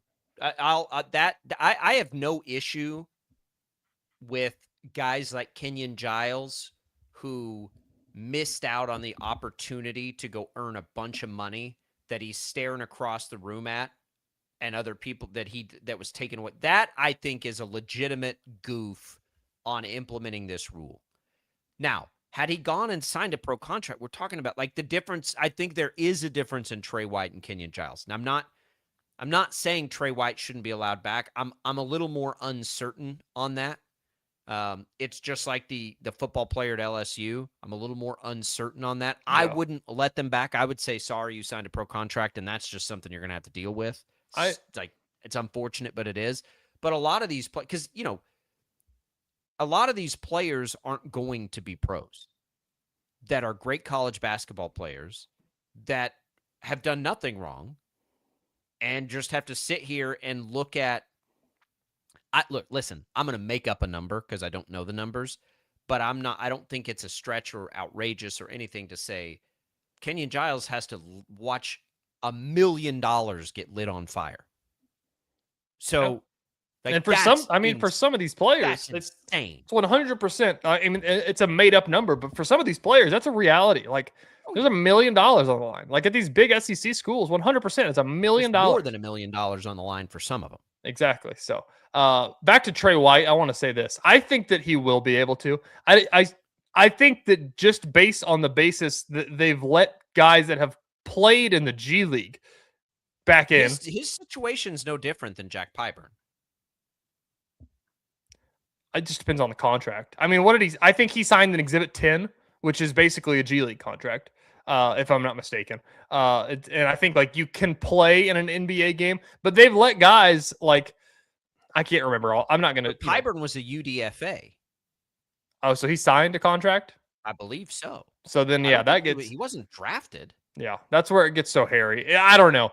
I think that just on the fact that they've let guys in the G League play on the basis that they let those guys play of saying, well, that guy was a pro basketball player in Europe, so why can't he? So who knows? I think, honestly, as we sit here and talk about, the 5-5 rule is going to fix a lot of things, I think, of things that were wrong. Right now, they're going to have to deal with the ramifications of figuring out what that means. I think that there's other things that they can figure out in the meantime. The portal's probably the biggest thing, but one of the bigger things as well is like you've got to draw the line at what resonates a professional athlete as the portal solves all our problems. It does. Pretty much. But my point, like, I'm still, and I bring up this example all the time of, when the Shockers got Mate Bosniak 2 years ago, I believe it was 2 years ago, from Serbia, I think, or Croatia. I can't remember exactly what country it was. He came over and my brain immediately said, so what? He played pro basketball. Like, how is he going to play? He played pro basketball. And it's like, well, yeah, but they get paid now. And that's basically the reasoning that we got. And that's what all these teams do now. Like, everybody's got a European player on their basketball team. And it's like, but he played professional basketball. It's like, yeah, but he's going to get paid more in America, so who cares? Right. Like, yeah, they don't have a lot of them don't have high school basketball. All right, let's get Andy in before the break. Andy's on hold. Welcome into KFH here. Welcome into Sports Daily. Andy, what's on your mind? Good morning, gentlemen.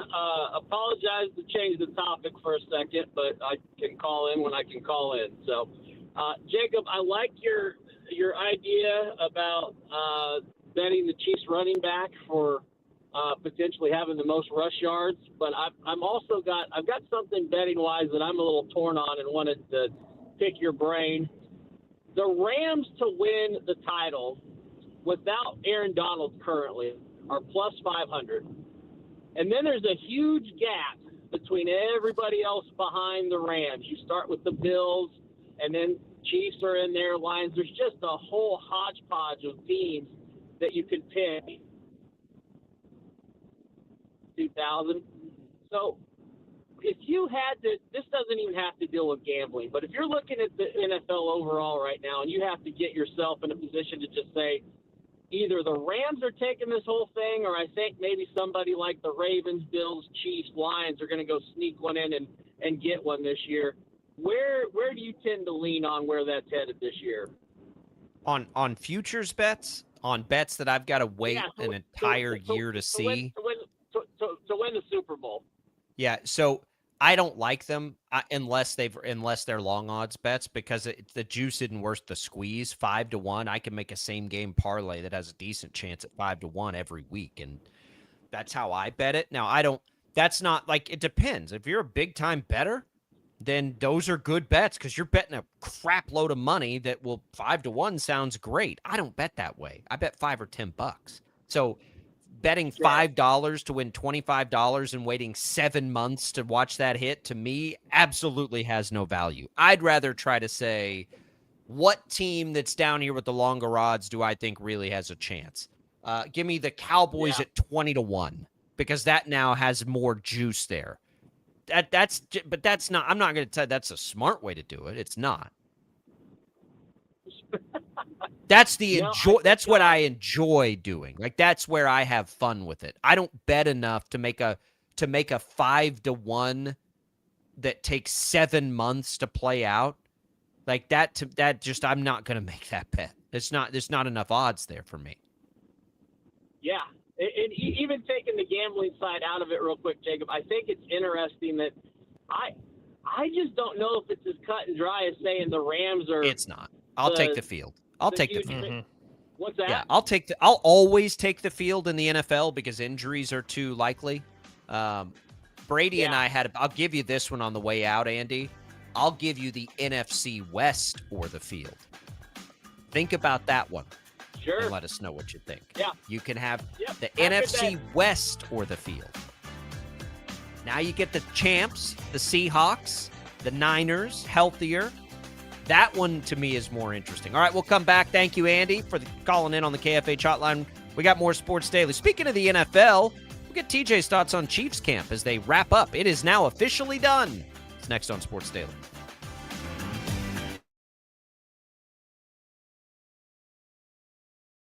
Lightning, hail, tornadoes, flooding. It's the worst of severe weather, and it's coming.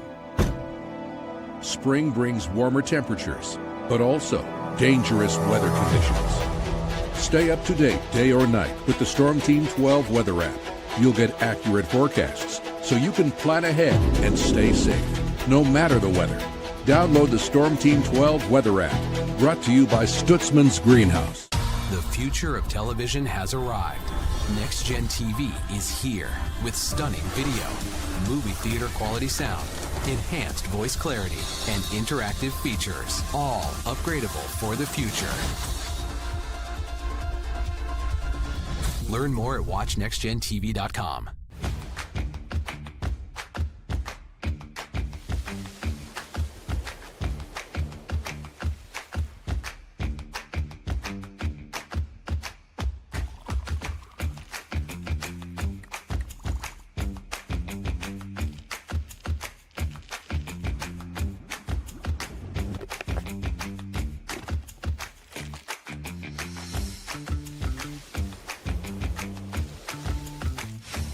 Canvas of our imagination. They tell a story. Clouds affect the events of your day.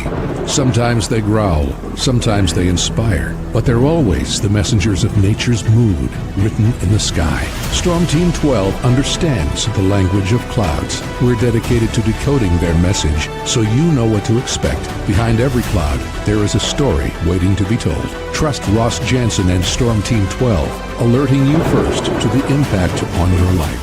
We are following a breaking update. Every day, all day, stream the stories that have you talking near and far. Whoever is behind the wheel of this bus is not stopping. From hundreds of local reporters and meteorologists spanning the country. Chaos here this morning at the UW campus. Search LNL for the all-new Local News Live streaming app. Odyssey is one of the most influential audio and entertainment brands in the nation. You already know Odyssey's iconic local radio brands in Wichita. But did you know Odyssey has the country's best collection of music, news, and sports brands? Odyssey is also a premium podcast creator, major event producer, and digital innovator. Odyssey brings people together across the country and right here in Wichita. Odyssey also delivers meaningful radio and digital audio results. Find out our story and impact at odysseyinc.com/Wichita. Make yourself known now. 310-1 in traffic pursuit. Oh my God, here. Investigate TV Plus begins with real people. We investigate stories that impact you. And inspire change every day. Something is broken. Real problems. Why are they hiding it? And real solutions. My daughter was dying in front of me. What was your reaction when he said that? Investigate TV Plus, weekdays at 3:30 p.m. on KWCH. Sometimes people tell us, I don't get it, it's just tea. But let me tell you, we are so much more than just tea. With 20 plus flavors of sweet and unsweet iced tea, the possibilities are endless. Come on in and try them all for free to find your favorite or get us on the go for your busy lifestyle. And don't miss happy hour every day. So the next time someone tells you it's just tea, tell them to come by and find out why we say drink tea, be happy. Jim Rome here, lighting up your afternoons on The Jim Rome Show. Catch me starting at 2 on Wichita's #1 sports radio, Kansas Fan Headquarters, 97.5 and 1240 KFH.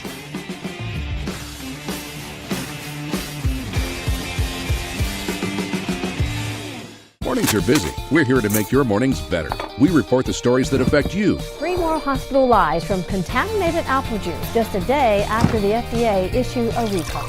We're here to make your mornings better. Closing east and westbound lanes of K96 for repairs. With 12 News, you're prepared for your whole day. Scattered thunderstorms across the state into the afternoon. Stay a step ahead with 12 News this morning on KWCH and KSCW.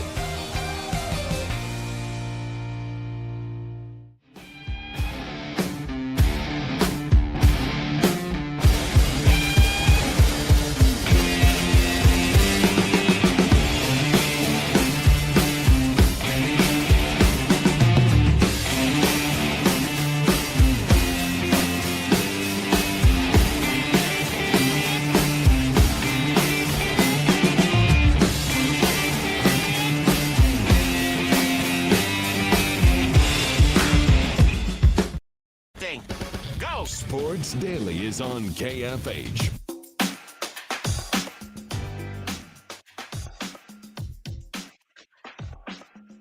All right, welcome back in, everybody. It is Sports Daily. Jacob Albrock, TJ Cleland here with you. It is a Thursday. TJ and Brady today. We'll have Taylor Eldridge next hour. We will have Ryan Gilbert next hour covering Wichita State with Taylor, KState with Ryan. So stay tuned for that. Appreciate everybody being here with us on this Thursday. We're going to take you through Chiefs camp here and then talk more Shockers and K-State. Of course, it's all What's on Tap, brought to you by the Wichita Brewing Company. Your summer spot, pizza and apps the whole group will love, seasonal beers, full cocktail menu for the adults, and new dirty sodas and homemade root beer that keep the kids happy. WB, see you this summer at Wichita Brewing Company. TJ, we look at Chiefs camp, and it is done. It is over.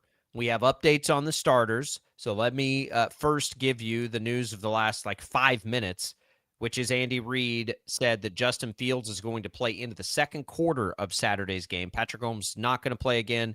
Trey Smith, Josh Simmons, Ashton Gelati, all out, announced by Andy Reid. So that would tell you that, Andy Reid plays coy a little bit on this stuff, but that tells me those guys are hurt. And it tells me they're hurt enough that he's not even going to play coy with it. So Trey Smith, Josh Simmons, Ashton Gelati, and no Patrick Mahomes. Justin Fields will play into the second quarter. That's according to all the beat reporters that are there transcribing basically what Andy Reid is saying. So that's it. That's what we have for Saturday. We'll get to that in a second. Training camp is officially over. If I asked TJ Cleland what your big takeaways from training camp this year would be, what would they be? Yeah, I mean, it's hard to not say Mahomes looks like he can play. That's the biggest one I think that you take away, even though there's no written word or spoken word that will tell you that he's ready to play. But as your eyes watch him run, you say, well, he has been cleared to play. So I suppose that could be the written word that he's medically cleared to do it. Yeah. But your eyes watching him tell you that looks like a guy that could play an NFL quarterback in a couple of weeks. So that's the biggest thing that I think you take away. We still don't have the clarity that we've talked about all offseason of what it's going to look like with that offense. If it's going to be the under center handing the ball off, And it's probably by design. How much did we really expect to learn from training camp, especially when Patrick Mahomes isn't playing in the preseason games? I don't know how much you're going to actually give away of what you're doing there. I'm curious to see on your list of guys that aren't going to play. Kenneth Walker's not on there. Will we see him play for a drive? Will we see Travis Kelce and those guys play for a drive or two? Or what that will look like in the preseason game? That's a question that I have. But I don't know. I mean, I guess Mansour Delane is kind of a question mark that I still take away from camp that I don't have the answer to. I'd say there's more things that I wanted to know that I don't have the answer to than things that I got answers to. I'm with you on Mahomes. I think I take away that everything continues to scream at us that they are going to be a more run-based team this year. And with Kenneth Walker.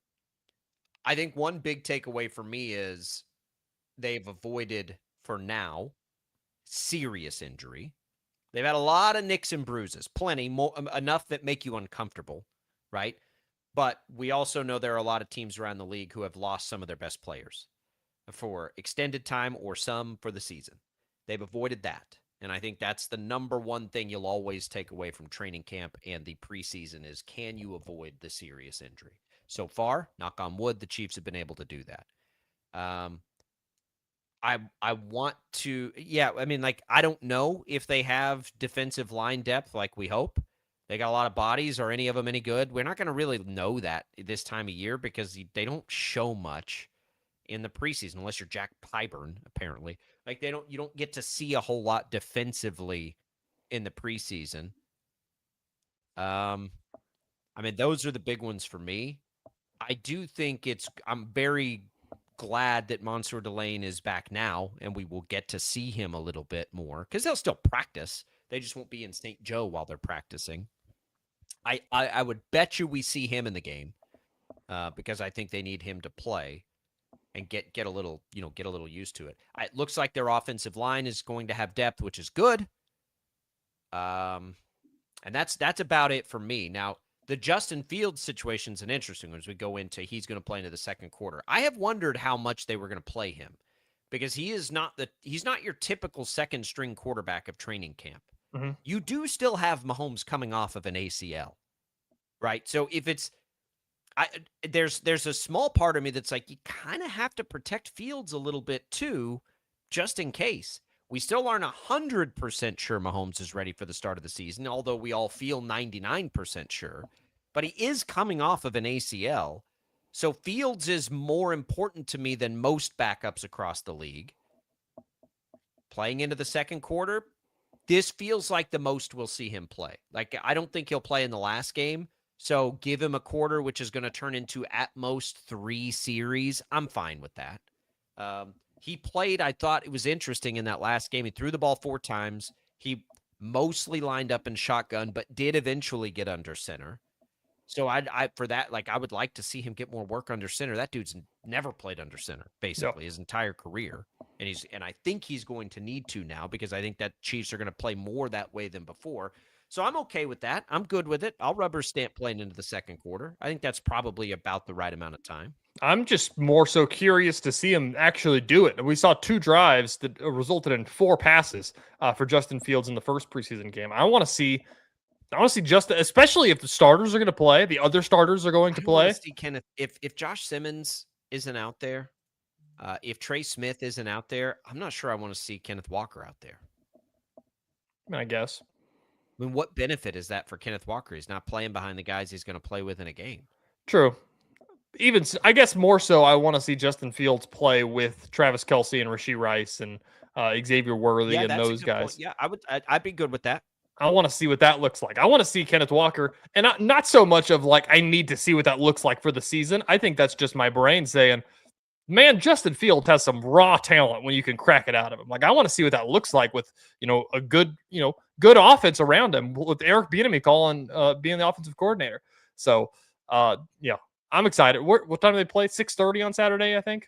No, they got a late game. They play. Oh, wait, no, sorry. Yes, you're right. I was thinking one of our production guys at 12 News behind the scenes was like, oh, it's going to be such a late night. We're carrying Broncos games on 12 News this year. They're playing the West Coast game. That's what it was. that's which is fine. I'd rather him play early in the day, to be perfectly honest, but that's fine. They have, is it Arizona? Who do they play this week? In the Buccaneers. Preseason? Man, I'm telling you, I just don't care about preseason. They're going to play the Jalen Daniels experience, baby. Oh, that's right. Yeah, we talked about that earlier this week. It is the Jalen Daniels game. The Jalen Daniels game incoming. I guess, we'll look around the league later today and see, because this will probably be the day we learn something. I hate the preseason. Man, I hate the preseason. What if the Buccaneers don't give Baker an extension and Jalen Daniels becomes their starting quarterback next year? That'd be great. Jalen Daniels is mentioned as like the 4th string quarterback right now on their depth chart. So they love him, though. He's got some work to do. He'll, if nothing else, he's either going let me ask this squad question, or another team will pick him up. Let me ask this question. If he plays good in the preseason, he'll end up on a roster somewhere. If he, Jalen, we asked this question a lot about Darren Peterson, since we're talking about KU people here, of if Darren Peterson's awesome in the NBA, how do KU fans look at him and say, like, man, that sucks. He could have really been good at KU. No, Jalen Daniels helped him be successful. But there was a lot left on the table because he was hurt all the time. But, like, it's different than Darren Peterson, obviously. I think only 1 year. The year that he played hurt, the year he had the back injury, remember that? God. Yep. Yeah, that was the one where I don't think it won't be so much of we should have gotten so much more out of him, because I don't think that's fair. He did way more than any quarterback's done since Todd Reesing's done. Imagine him playing better. And exactly, I agree. I love Joe Daniels. But I think it's more so the question of, like, man, we should have put a good defense behind that guy, because we could have made a good asterisk to that 1 year. They should have benched him that year. He had a bad back. Yeah. Like, that was painful to watch. He was not himself at all. But other than that amount of time, watching last year, he was always good. Watching last year, the first half of last year especially, is like, man, if they could just not give up 40 points a game, they'd be so freaking good. Yeah. That game with Jalen Daniels versus Sorsby was so freaking crazy. They both threw for like 500 yards. Jalen Daniels, I don't know the history of all of the KU quarterbacks, but it's got to be way up there. As an all-time great KU football player. It's Todd Reesing and then Jalen Daniels, probably. I think so. That's what I'm saying. I don't know all of them over the years, but it's got, like, outside of those two, I don't even know who you'd put. Jason Bean? He might be number 3. The lean years were so lean that it's like, I have no idea. At least 21st century Jayhawks, that's the list. Oh, God, 21st century Jayhawks. Yikes. Now it's going to be Cole Ballard.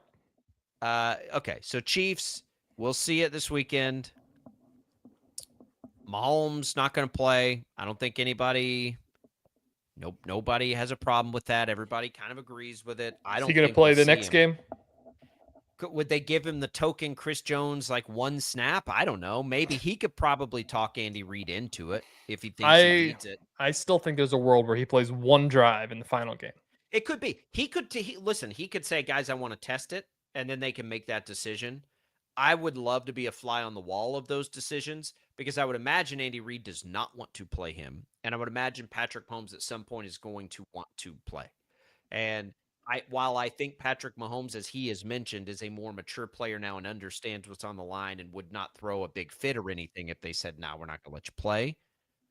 There probably is a lot of merit to him saying, can I just get some reps to feel it? Like, I just want to feel it in game action before we get to a massive game to start the season against the Broncos. Yep. I think there's a decent chance we see him we see the starters, but you don't put Mahomes out there unless it's like all of the starters. Yeah. Right. You certainly don't put him out there without Josh Simmons or Trey Smith.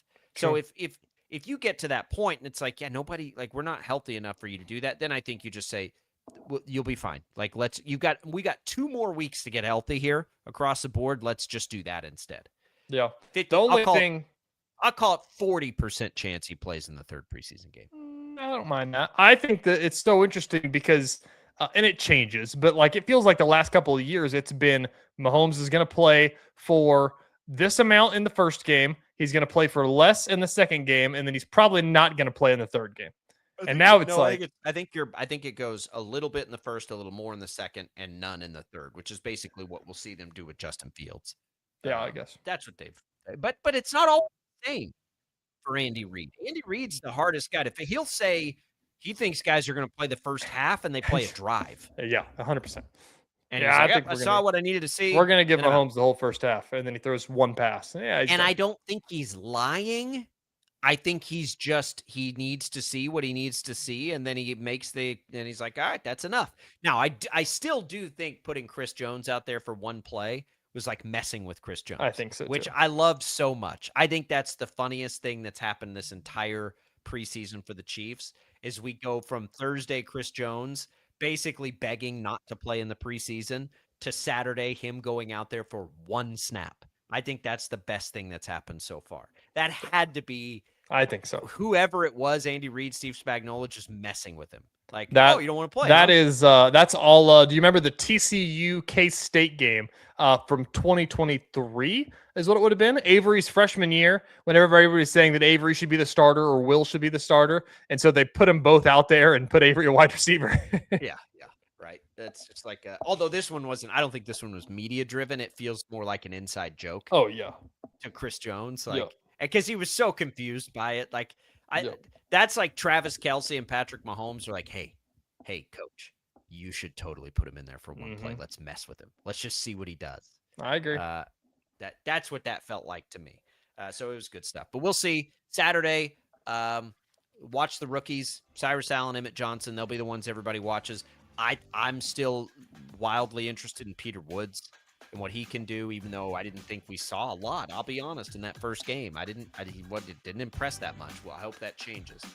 It's all coming for you on Saturday when we come back next hour. 2 hours. Eldridge. 2 hours of the show is done. We'll see you guys tomorrow. Yeah, not anymore. Not anymore. We've got two big guests coming up in the next hour. We're looking forward to those conversations. We'll tell you about what happened to Jack Caglione last night. On the other side, recap the other headlines of the day, the college football thing. It's all coming on Sports Daily. Don't go away.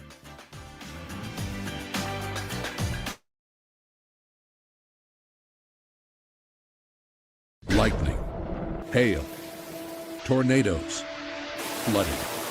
It's the worst of severe weather, and it's coming.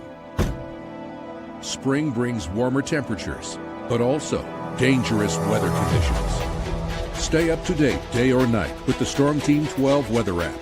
You'll get accurate forecasts, so you can plan ahead and stay safe, no matter the weather.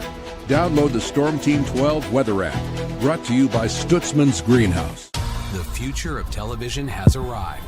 Next Gen TV is here with stunning video, movie theater quality sound, enhanced voice clarity, and interactive features, all upgradable for the future. Learn more at watchnextgentv.com.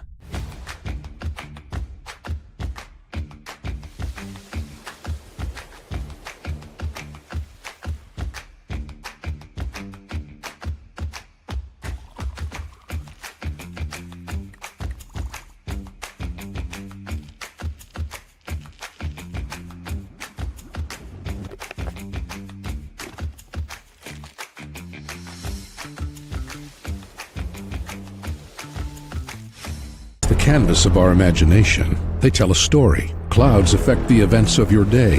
Sometimes they growl, sometimes they inspire, but they're always the messengers of nature's mood, written in the sky. Storm Team 12 understands the language of clouds. We're dedicated to decoding their message, so you know what to expect. Behind every cloud, there is a story waiting to be told. Trust Ross Jansen and Storm Team 12, alerting you first to the impact on your life. We are following a breaking update. Every day, all day, stream the stories that have you talking near and far. Whoever is behind the wheel of this bus is not stopping. From hundreds of local reporters and meteorologists spanning the country. Chaos here this morning at the UW campus. Search LNL for the all-new Local News Live streaming app. Odyssey is one of the most influential audio and entertainment brands in the nation. You already know Odyssey's iconic local radio brands in Wichita. But did you know Odyssey has the country's best collection of music, news, and sports brands? Odyssey is also a premium podcast creator, major event producer, and digital innovator. Odyssey brings people together across the country and right here in Wichita. Odyssey also delivers meaningful radio and digital audio results. Find out our story and impact at odysseyinc.com/Wichita. Make yourself known now. 8310 in traffic pursuit. Oh my God, here. Investigate TV Plus begins with real people.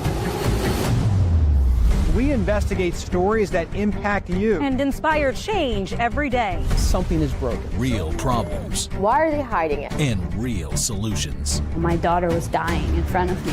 What was your reaction when he said that? Investigate TV Plus, weekdays at 3:30 p.m. on KWCH. Sometimes people tell us, I don't get it, it's just tea. But let me tell you, we are so much more than just tea. With 20 plus flavors of sweet and unsweet iced tea, the possibilities are endless. Come on in and try them all for free to find your favorite or get us on the go for your busy lifestyle. And don't miss happy hour every day. So the next time someone tells you it's just tea, tell them to come by and find out why we say, drink tea, be happy. Jim Rome here, lighting up your afternoons on The Jim Rome Show. Catch me starting at 2 on Wichita's #1 sports radio, Kansas Fan Headquarters, 97.5 and 1240 KFH.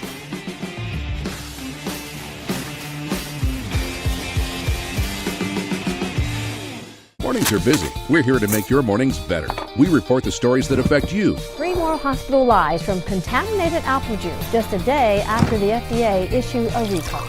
We're here to make your mornings better. Closing east and westbound lanes of K96 for repairs. With 12 News, you're prepared for your whole day. Scattered thunderstorms across the state into the afternoon. Stay a step ahead with 12 News this morning on KWCH and KSCW.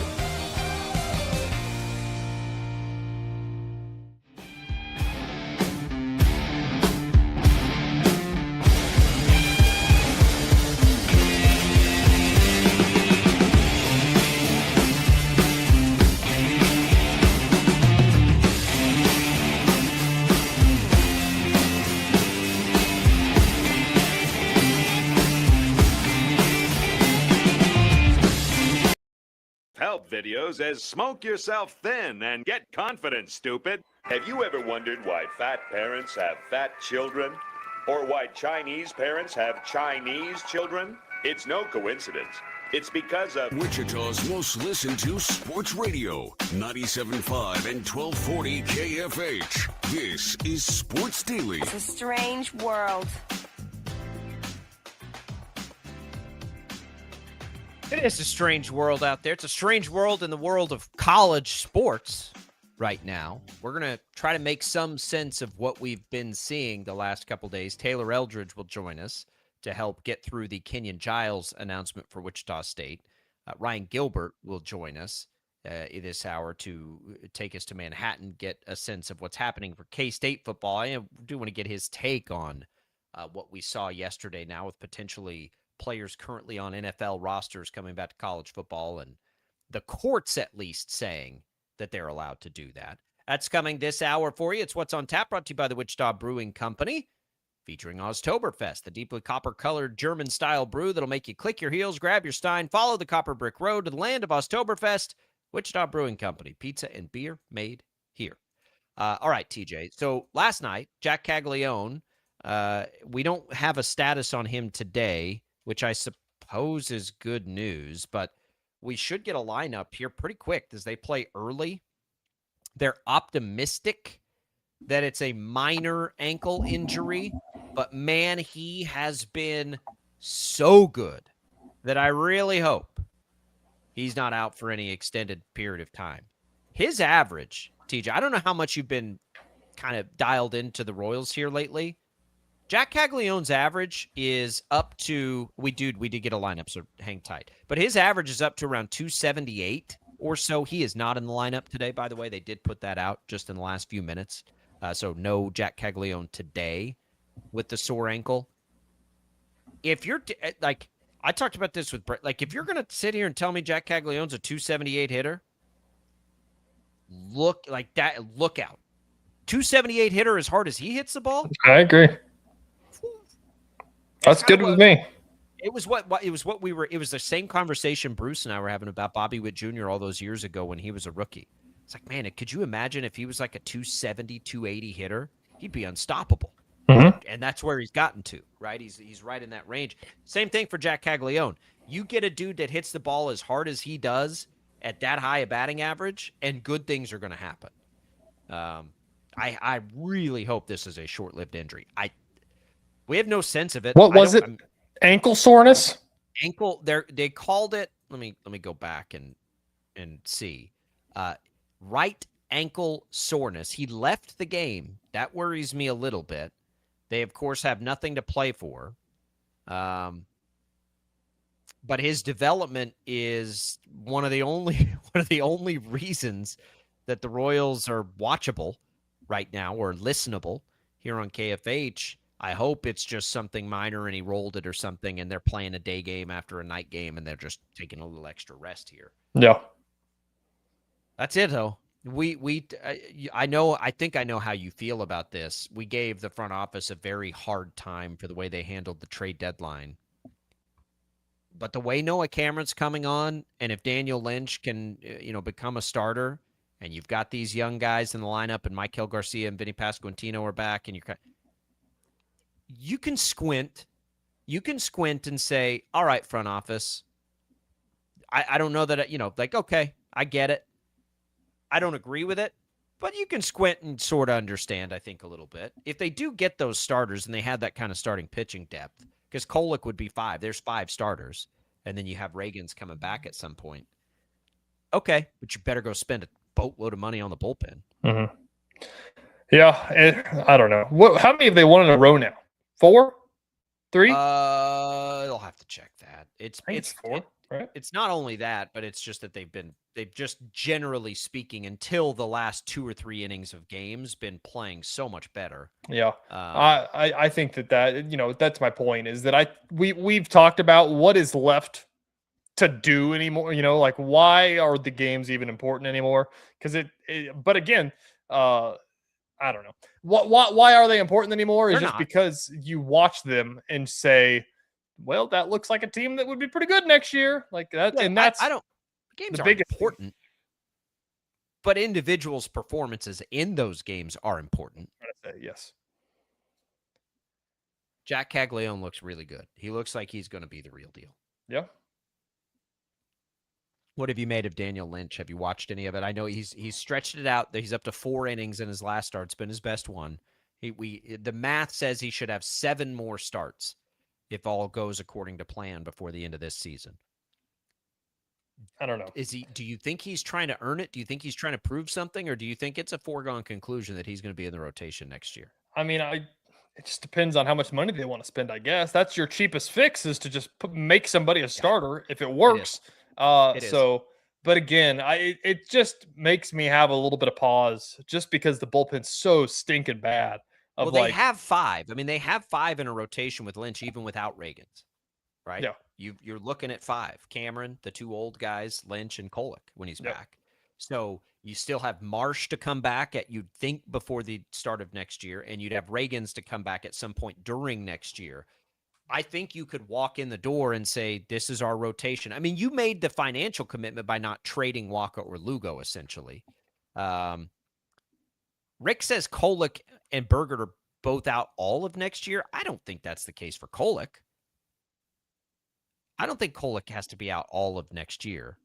TJ surgeries are getting, not to be confused with TJ Cleveland, Tommy John surgeries are getting a little quicker in their recoveries. But I could be wrong about that. I have no idea. I'm just going to check that real quick. Either way, though, they've got the starting. What they don't have is any starting pitching depth. Yeah, Stephen Kolek, according to MLB.com, expected to miss the entire 2027 season. It was another one, just like they did with Marsh. Why did they wait until now for the Tommy John? Come on. I don't know. I don't know. It's the pitching is just going to be so interesting of what they're going to do because they still have Avila too, so maybe you slot Avila in instead of Kolek. Yeah, but what they don't have is anybody in the bullpen.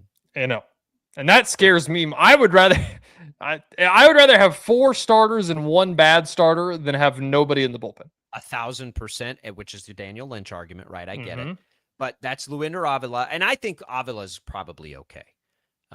Thanks, Rick, for the Kolek nugget. That happened to me last year with Marsh too. You remember that? We were talking to Jalen. I'm like, "What are you talking about?"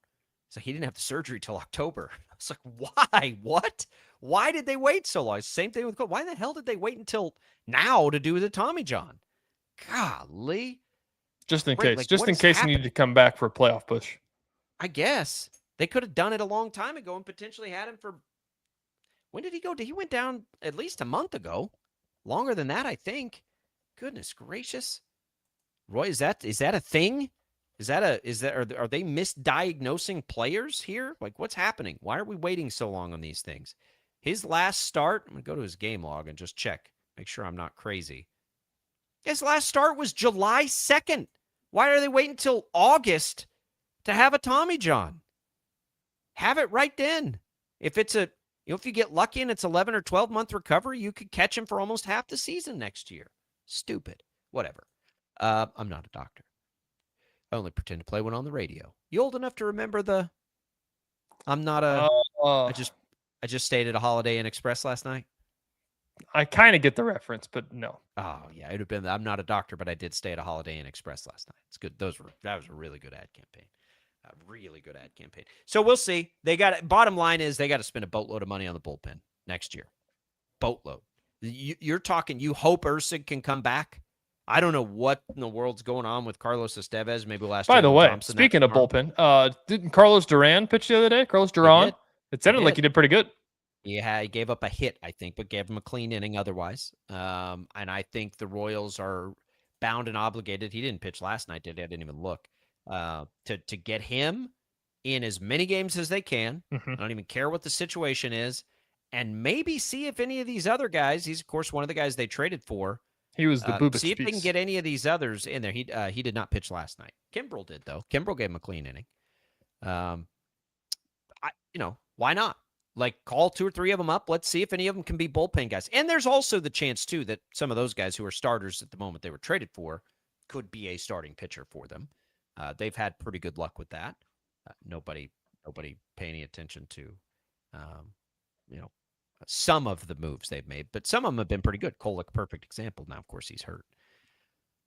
Nobody look at Bailey Falter when I say that. All right.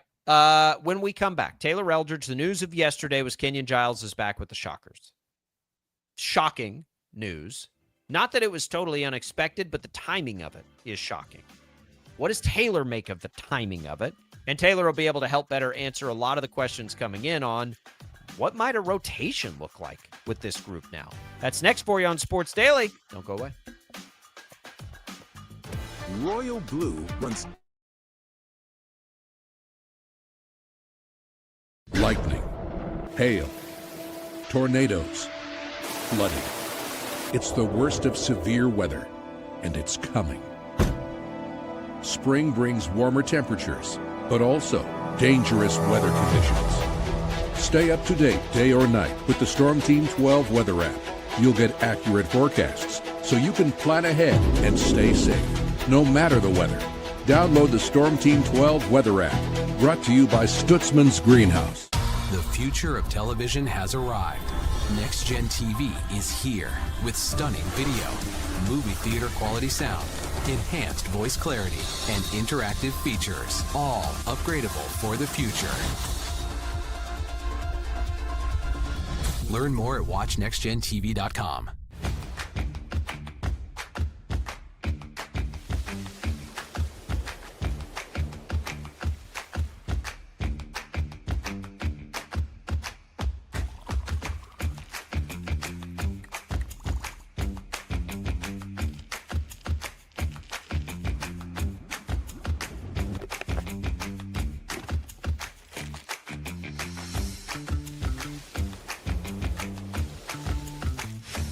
Canvas of our imagination. They tell a story. Clouds affect the events of your day. Sometimes they growl, sometimes they inspire, but they're always the messengers of nature's mood written in the sky. Storm Team 12 understands the language of clouds. We're dedicated to decoding their message so you know what to expect. Behind every cloud, there is a story waiting to be told. Trust Ross Jansen and Storm Team 12, alerting you first to the impact on your life. We are following a breaking update. Every day, all day, stream the stories that have you talking near and far. Whoever is behind the wheel of this bus is not stopping. From hundreds of local reporters and meteorologists spanning the country. Chaos here this morning at the UW campus. Search LNL for the all-new Local News Live streaming app.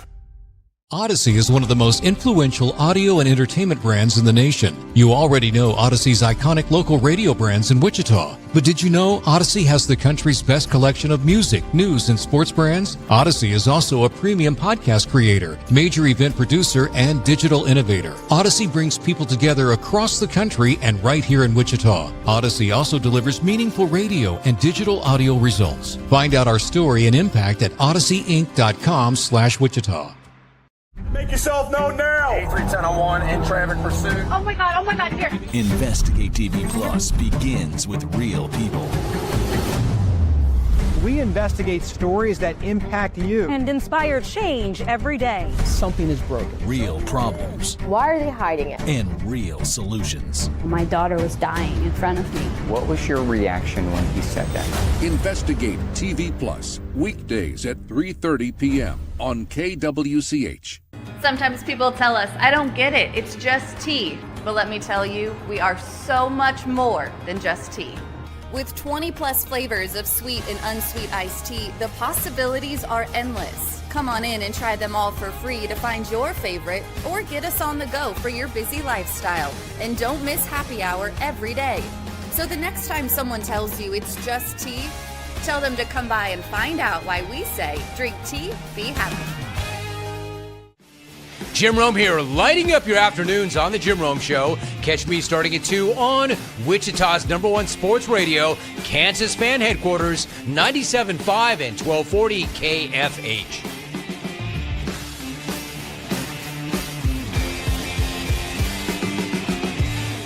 Mornings are busy. We're here to make your mornings better. We report the stories that affect you. 3 more hospitalized from contaminated apple juice just a day after the FDA issued a recall. We're here to make your mornings better. Closing east and westbound lanes of K96 for repairs. With 12 News, you're prepared for your whole day. Scattered thunderstorms across the state into the afternoon.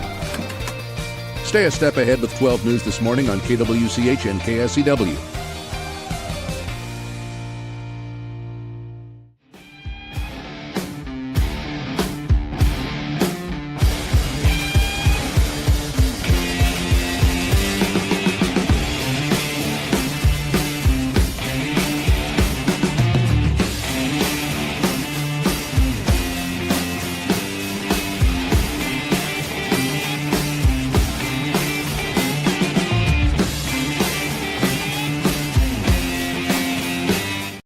Day 869-1240. Time to get busy. This is Sports Daily on KFH. And now, digging deeper with the teams you follow, it's another Sports Daily Insider interview on KFH. And that insider is Taylor Eldridge hopping in with us. We appreciate Taylor's contributions always. You can, of course, find his work at the Wichita Eagle. You can find him on X at Taylor Eldridge. Always giving us great Shocker coverage. Taylor, here we go. We all knew this was possible. Some might even have said we all knew this was likely. But the timing of Kenyon Giles being added to the Shocker roster is interesting to me. What was your hip shot reaction to that news yesterday? Yeah, the timing was a little interesting because, obviously the Colorado case, made him eligible a couple weeks ago. And, it's like, why now? So that's an interesting question. And, Paul Mills, not talking right now. It doesn't sound like Wichita State's ready to put out anything official. So we'll have to wait and hear about like how this actually came came to be. But yeah, I mean, I had heard that he was back in Wichita. I had heard that this was a possibility. I didn't know it was gonna, come together as quickly as it did. So it was a surprise. I've been telling people that I thought it was unlikely, but never say never. There's always, always a chance. In today's college basketball era. So yeah, I was surprised, but um, yeah, we'll have to wait and see to hear about like how this came together. What Paul Mills was thinking. Because this is a big decision. It's not like you're just adding a role player into the mix. You're adding a guy that played 38 minutes a game in conference play, scored 21 points a game. He was the engine to the offense. So this is a big decision. But yeah, I mean, I think everyone is fired up for Shocker fans, and just creates a lot of excitement. Now we'll wait and see. Does it stick? Will he actually be eligible?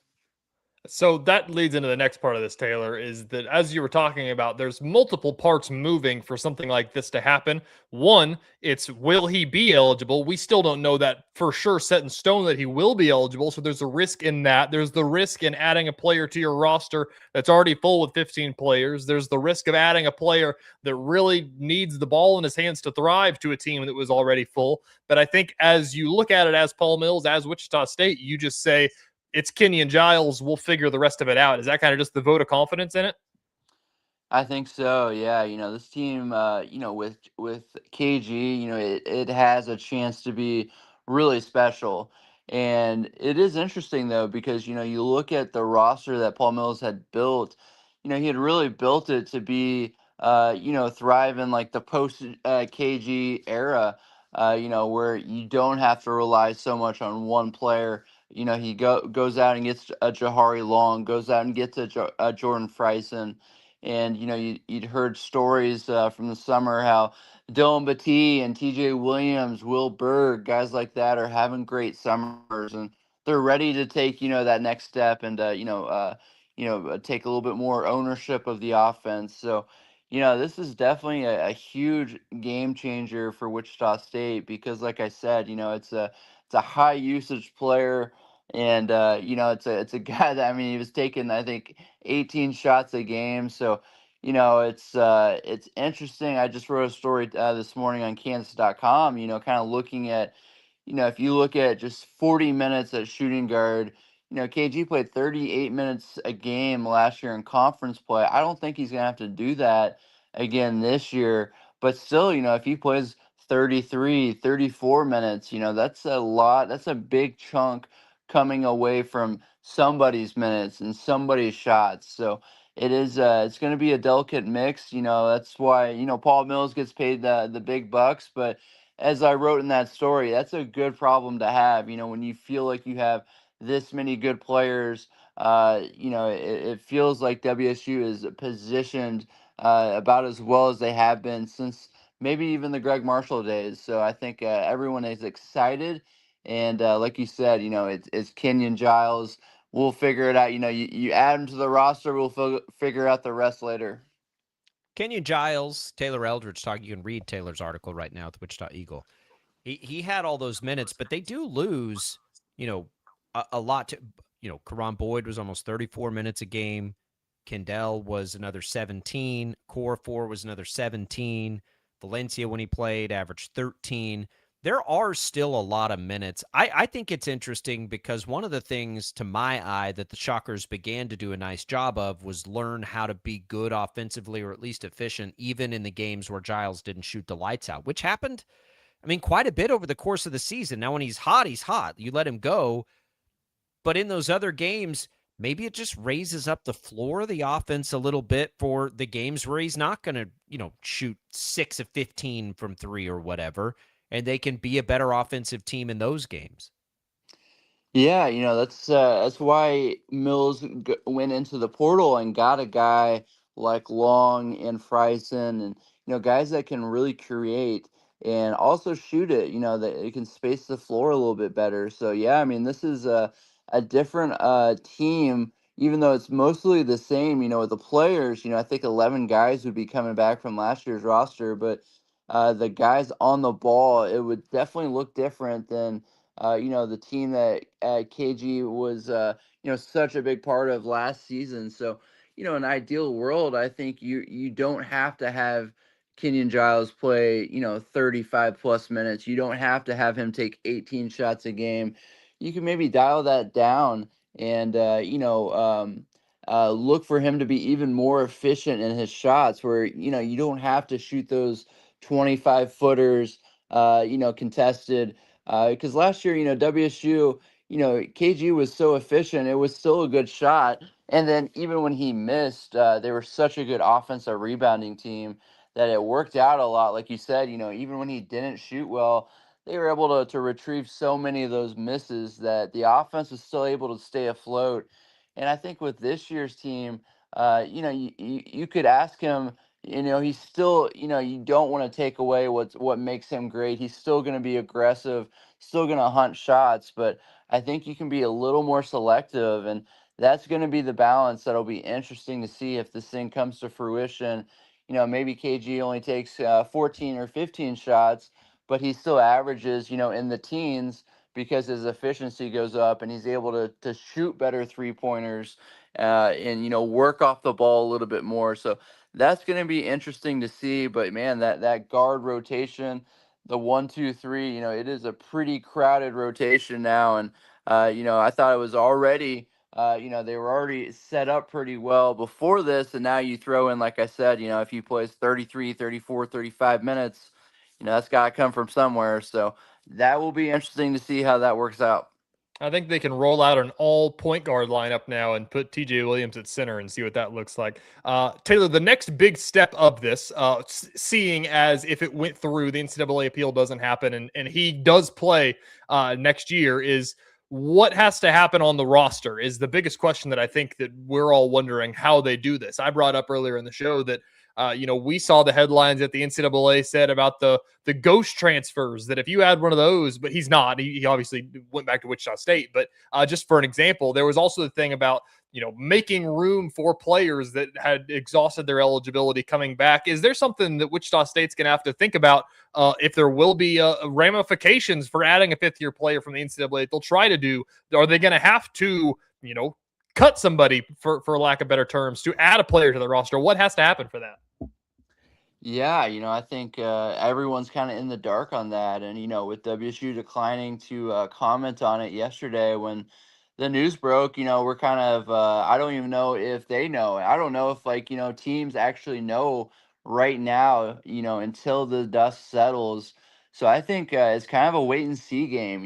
They got about another month before official team practice starts. And I think they're just going to wait and see what the Colorado case does. And then, KG is in that South Carolina, the state case. So that has a court case coming up. I think the end of the month, I think August 31st. That's the date to kind of keep in mind. Should hear some news about that. And from what I was told yesterday, those guys that are eligible right now through the Colorado case, that's the one making all the headlines. They have like a pretty decent chance of that still holding up. But guys that are in like these other state cases, like Kenyon Giles, Cron Boyd, are both in the South Carolina case. That's just boosting their chances up even more. In case that Colorado case gets overturned, they could still have eligibility through that South Carolina case. So from the person I talked to, he's an expert in all this stuff that it's hard for me to understand or wrap my mind around it. But he seemed like he was pretty certain that players like Kenyon Giles would have eligibility. He thinks it's a better chance than not. So I thought that was a little surprising. I still thought this. I was still a little skeptical, when the news broke. But it does sound like these guys have a legitimate chance to play. Like you said, though, and still not 100%.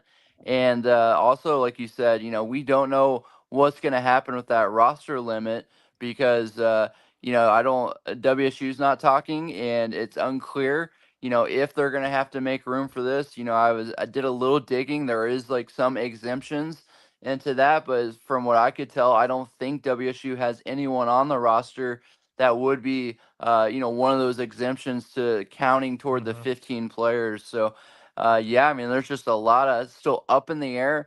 And that's the case about everywhere around the country right now with the way college sports is going. And I think WSU is just going to let the dust settle. And, they're just going to keep going forward with what they have right now, the 16 guys. And when they have to make a decision, they'll make a decision. But for right now, I don't think anyone knows exactly 100% for sure. So, Taylor, Eldridge, Wichita Eagle joining us. Nobody knows for sure, but again, the Shockers made the decision to do it now.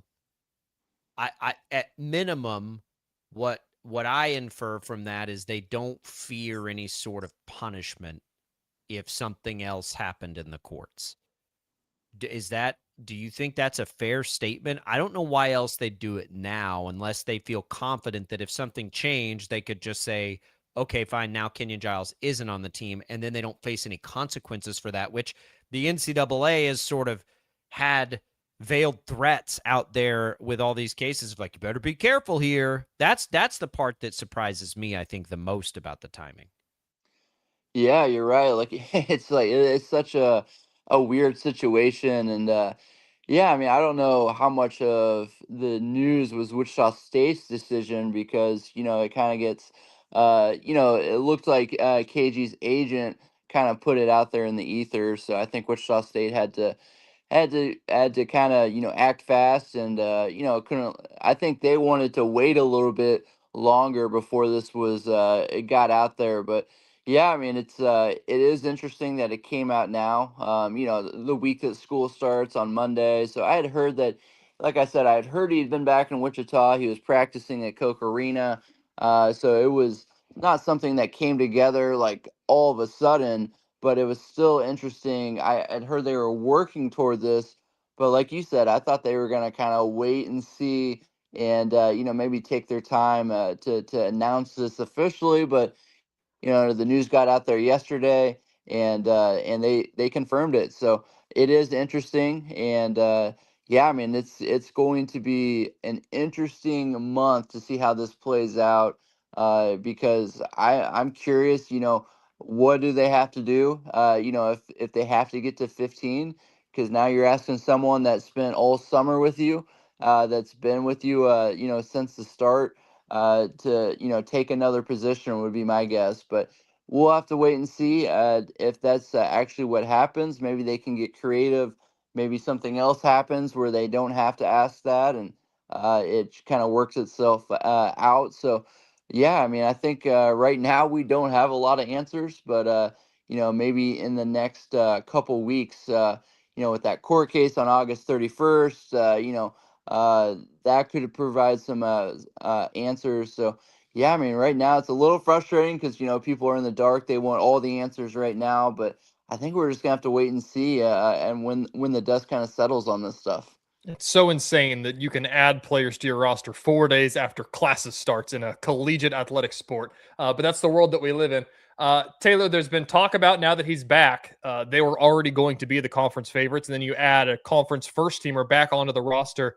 You've covered a lot of Shocker basketball and watched a lot of Shocker basketball. Where do you rank up this team preseason? Is this team preseason better than the 2021 AAC championship team? Yeah, I was looking back on that team, and I thought they were actually, I was looking on Ken Palm. I think they finished in the 60s, which was a little surprising. I thought they were a little better than that. But yeah, I mean, I think this team could certainly be better than that. I think the last Greg Marshall team, that Echenike team that had its season cut off by COVID, that team was in the high 30s, I think. They were probably going to be on the right side of the cut line and get back to the NCAA tournament. They won 25 games before conference tournament. So that sounds kind of in line with what the expectations would be with a Kenyon Giles back. I think 25 wins, pushing top 50 in Ken Palm. I mean, they have a legitimate a chance to build an at-large schedule because, you look at the job of what Paul Mills and Kevin Saul have done with this non-conference schedule. They got some serious cracks at it now to make some noise. And So it's up to them to kind of take advantage of that schedule that they put together, and then just hope that the American is better than what we think. I think it will be, actually. I think some of the new coaches and the new talent in the league is going to make it better, and hopefully you can get some quad ones, some quad twos, more chances than what it seems like right now that are on the schedule. So yeah, I mean, I think it's a really exciting time for Shocker fans. And yeah, I mean, there's a lot of talent on that COVID team. That had some real good players on it. Looking back in hindsight, but yeah, I mean, it feels like this is the most excitement from the Shocker fan base since the Greg Marshall era. And now it's up to this team to go out there and give them a reason to be excited about it, because yeah, I mean, there's a lot of really good pieces on this team. And man, you throw in a guy like Kenyon Giles, like we talked about, it's not going to be easy. Paul Mills is going to have to earn his money to make this work. But man, if they can make it work, this team could be special for sure. It could be special. And who knows, maybe they'll still add Karan Boyd. I guess we'll have to wait and find out. Taylor Eldridge, you can find all his reporting on this story, looks at the roster guesses, follow him on X at Taylor Eldridge, find his work at the Wichita Eagle. Taylor, we'll all just kind of buckle up and watch it. At minimum, Shocker fans, you had the resources to go bring Giles back. I think that's a positive sign. Taylor, we appreciate it. Yeah, awesome. Thank you. There goes Taylor Eldridge. As we come back here, good stuff. Good problems. So many questions. It's so confusing, man. Oh no, the Shockers have too many good players. Like that. Don't worry about that. It's chaos. Don't let that be the thing that worries you right now. No. It's wild. And I'm not even joking. Like they could still bring Karan Boyd back too. That's such a crazy thing to think about, but then it's like, you're just gonna have 17 player roster. What do you do? I don't know. I said this when we were going through all this. I kind of preferred Boyd to come back, to be honest, because I know how much he brings defensively. I think there has to be a world where the NCAA is just going to give up, say, okay, fine, everybody gets to play. Every team gets one extra spot. The 2022 class. The NCAA is going to dig in their heels on this. But Shocker fans, think about this after we clear all the things and get into normalcy on that maybe next year, and the likelihood that they could bring Williams and Petit back as fourth-year players. I think Shocker fans, regardless of what happens, Shocker fans probably need to be just pretty excited about that. All right, we'll come back. Ryan Gilbert, GoPowerCat.com, in for Fitz this week. We'll talk a little K-State on the other side.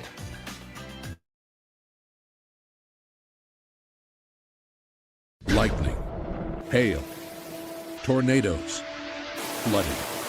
It's the worst of severe weather, and it's coming. Spring brings warmer temperatures, but also dangerous weather conditions.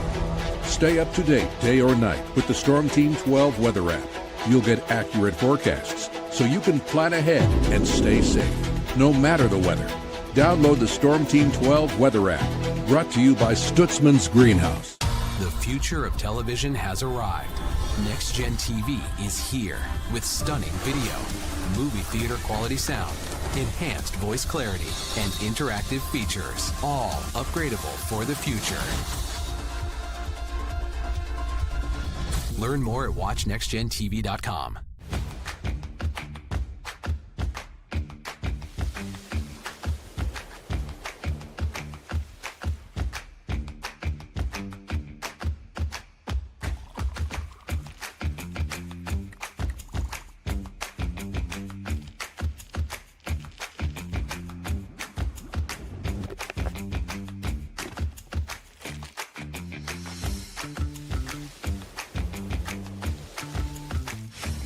Canvas of our imagination. They tell a story. Clouds affect the events of your day.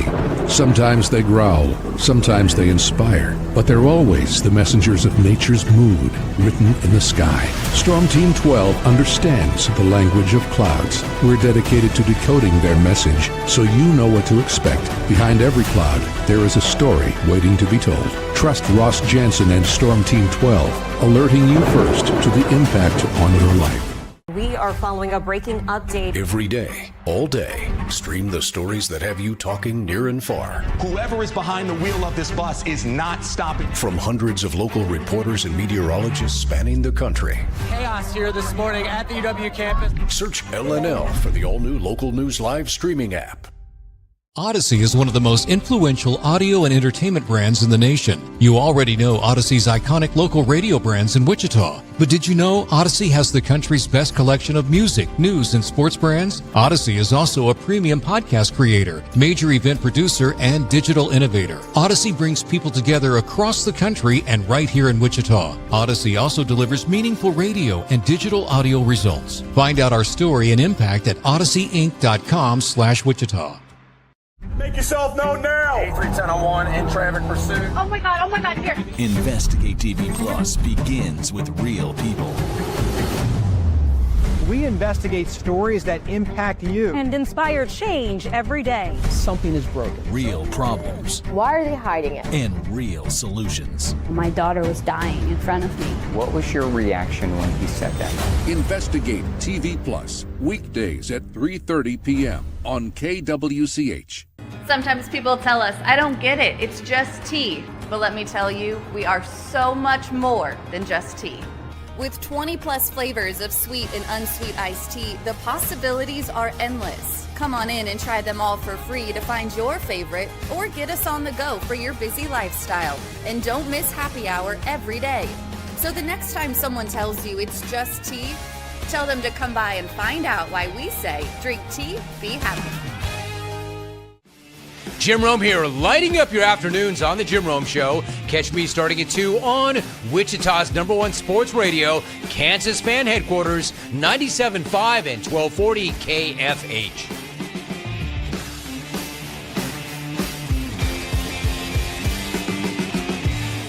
Mornings are busy. We're here to make your mornings better. We report the stories that affect you. 3 more hospital lies from contaminated apple juice just a day after the FDA issued a recall.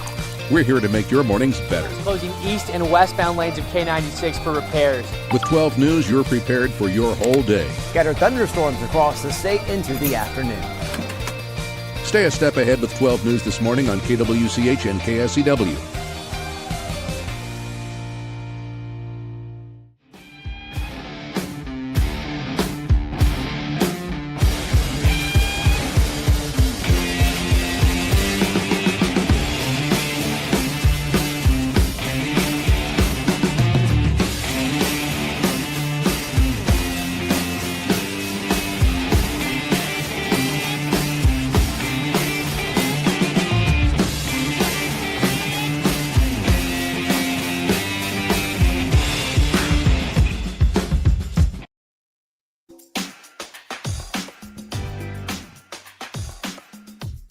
And now, digging deeper with the teams you follow, it's another Sports Daily Insider interview on KFH.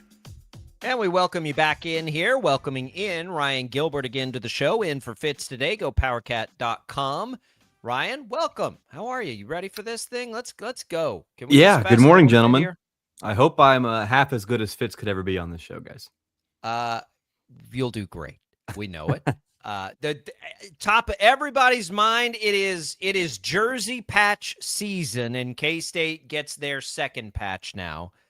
Purple Wave auction. Do we have any idea, a kind of cheddar that they bring in with this second patch? We know the other one, the Big 12, that everyone, or the Monster, I should say, should be about $1 million. We've heard KU's second patch would surpass that. Do you have any idea what kind of revenue this might bring in? I do not really. I haven't heard much on the financials of it, but you look at Purple Wave, it fits in maybe a little bit better on a jersey than a Monster logo might in the Big 12. But that's just my personal take, guys. With the stuff that's going on, K-State likes to do things the traditional way. It took how many years to sell beer in the entire stadium, basically. K-State fans will probably have pushback to seeing a progressive ad on the field and a patch on the jerseys. And I imagine K-State, it probably took a little bit of biting their tongue to finally get through with it. But it's just how important it is in today's era, I assume. Yeah, there's still some fans that are upset, I guess, with the re-entry policy. That didn't change. It was only alcohol. And so maybe in the next couple of years, maybe even next year, you'll get a full change on the reentry as well.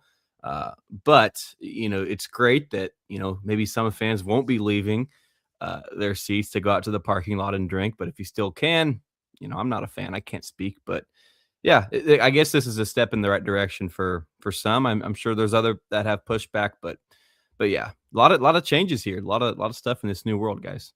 On the field, you guys reporting a lot. Avery Johnson spoke the other day. As we look at this, Ryan, and try to get ready for year one under Colin Klein, the general feel has been a Bill Snyder type approach to this time of year. It's hard to really dig in on K-State and not just laser focus on Avery Johnson and his development. How much better do you think he can be this year with Colin Klein at the helm? Well, obviously, you don't need me, anybody listening to this, Avery Johnson's potential, right? What he can do, what he's capable of. A 4-star guy at a high school, you shouldn't need any endorsement from me. But obviously, in a purple jersey over the last handful of years, he's had his flashes, he's had his low points, and really to find that consistency of being that difference maker on a game in and game out basis. He's got that in him, and obviously for one reason or another, last year was a disappointment.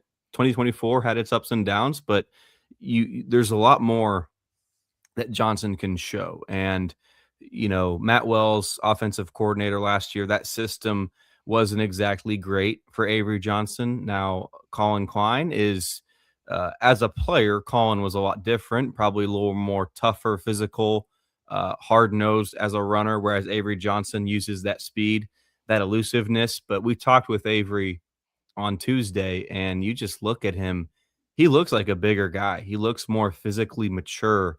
And if you want to go be aggressive with your legs and you have that body to back it up, I think that makes it just a whole lot easier.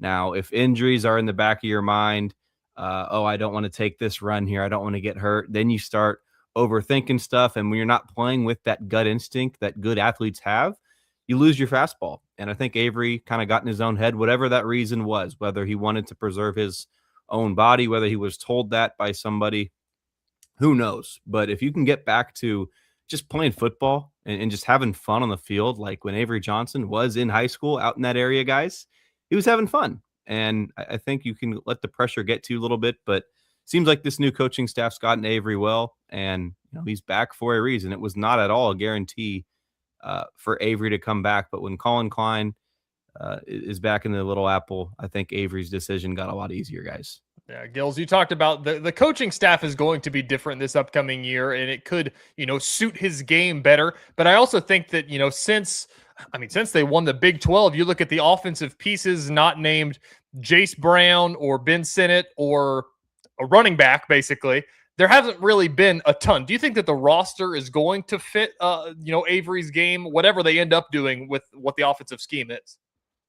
Yeah, TJ, we talk all the time, year after year after year, and this was maybe more of a Kleiman issue, so we can give Klein the benefit of the doubt, but there's always so much excitement. This is excitement season in the offseason. Everything's going well. I know, obviously, the offensive line's got some injuries, but just in terms of those pass catchers, man, yes, you're looking at a number of capable players who can catch the football, but until you see it, on the field in a purple jersey, it's fair to be cautious because Chris Kleiman never was able to have consistent playmakers at the wideout. And I guess, maybe the tight end spot, obviously TJ mentioned, Ben Sinnott, I think Garrett Oakley, Lincoln Cure coming up this year. Those two guys can make big impacts, but Avery Johnson's going to need some help. You're only as strong as your weakest link, and the offensive line took a couple hits recently. We were at practice on Tuesday as well, and no Tanner Morley, no George Fitzpatrick, no John Pastore, not great. And so obviously a lot's going to be on Avery's shoulders, but yeah, if Jerron Tibbs can continue to be that reliable wideout he was last year, Josh Manning, Isaiah Williams, if some of these newcomers, Brandon White, maybe more on special teams, but if these newcomers at the wideout spot can give Avery some help, that would go a long way, because maybe Avery doesn't have to feel the need to go out and be superhero and try to put everything on his own shoulders. I was going to ask you about the offensive line. Ryan Gilbert, gopowercat.com, in with us. So none of it, I mean, I think there's enough tight ends. I think football's kind of leaning that way at the moment, but none of it works if the offensive line doesn't work. Is the offensive line going to work then? You know, it was going to be a low, I wouldn't say a low point, but out of all the position groups, the offensive line was going to be down on the list. And then you add in these injuries, and it is far from a guarantee that you're going to have reliable, steady play. I mean, go back to last year, obviously a different staff and all that, but you know, a couple players that come back from that group from last year, you never really got consistency. I mean, there was ups and downs, but the downs were always there. And K-State didn't just have a 5-man rotation. They were rotating guys in and out. It's hard to get in your groove when that is the case. Now, offensive line coach Mike Schmidt, boy, I don't feel bad for him. He's got a tough challenge ahead of him. And I guess as a coach, that's where you get paid. That's where your bread can get buttered. You know, you got red paint the barn red, as I say.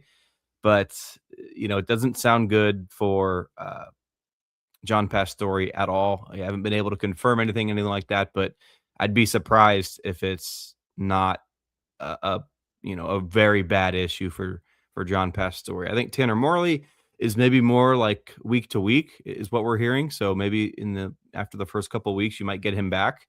So that's encouraging, I guess. But George Fitzpatrick shouldn't come as any surprise, you know, with his health issues that he's had since last year. It doesn't seem like he's going to be partaking in much of anything. He was in street clothes. And so take what you can get. But, you know, I think there's youth and, you know, the whole thing with, you know, a guy like Tanner Morley, he's got maybe some experience. I know he's coming off of an injury, but you were banking on some of those experienced guys to be there. But one man's misfortune certainly can be another's opportunity. So it's time for that depth to show what it has. Yeah, boy, that's concerning. Other side of the ball, then, Ryan, we've heard glowing reviews on Wendell Gregory. I don't know how much juice the other side has, to be perfectly honest. I know that Gregory would be these K-State defenses, when they've been good in the Kleiman years, felt like they were always led by an elite pass rusher. And then they didn't really have that last year. Can Gregory fit into that mold, that FAU, that mod? Can he be one of those type of players for them? Yeah, we did a series. We're doing a series right now on Go Power Cat. All of us give our takes, and we did defensive awards and, you know, MVP, X Factor, letdown, what have you. Pretty much everybody said that Wendell was going to be that MVP. And, you know, it's pretty self-explanatory as to why. I had him as my X Factor, though, and not the MVP. Mekhi Mason, linebacker, was actually my MVP. But, you know, you look at his time, I mean, at Oklahoma State, obviously the ceiling is very high, but can he be there as a run stopper? You know, I think he's got some stuff to prove there. Now, if you can be explosive and in terms of getting to the quarterback and, you know, sacks, fumbles, all that stuff, tackles for loss, great. But can you do that with the running backs, right? Can you be more of a consistent, versatile piece on that defense? So to call him the defense's MVP is nothing at all crazy. I just feel like he might be, you know, I wouldn't even say a boomer bust type player, but you're going to get him on those big third downs, those situations where he can be that X factor.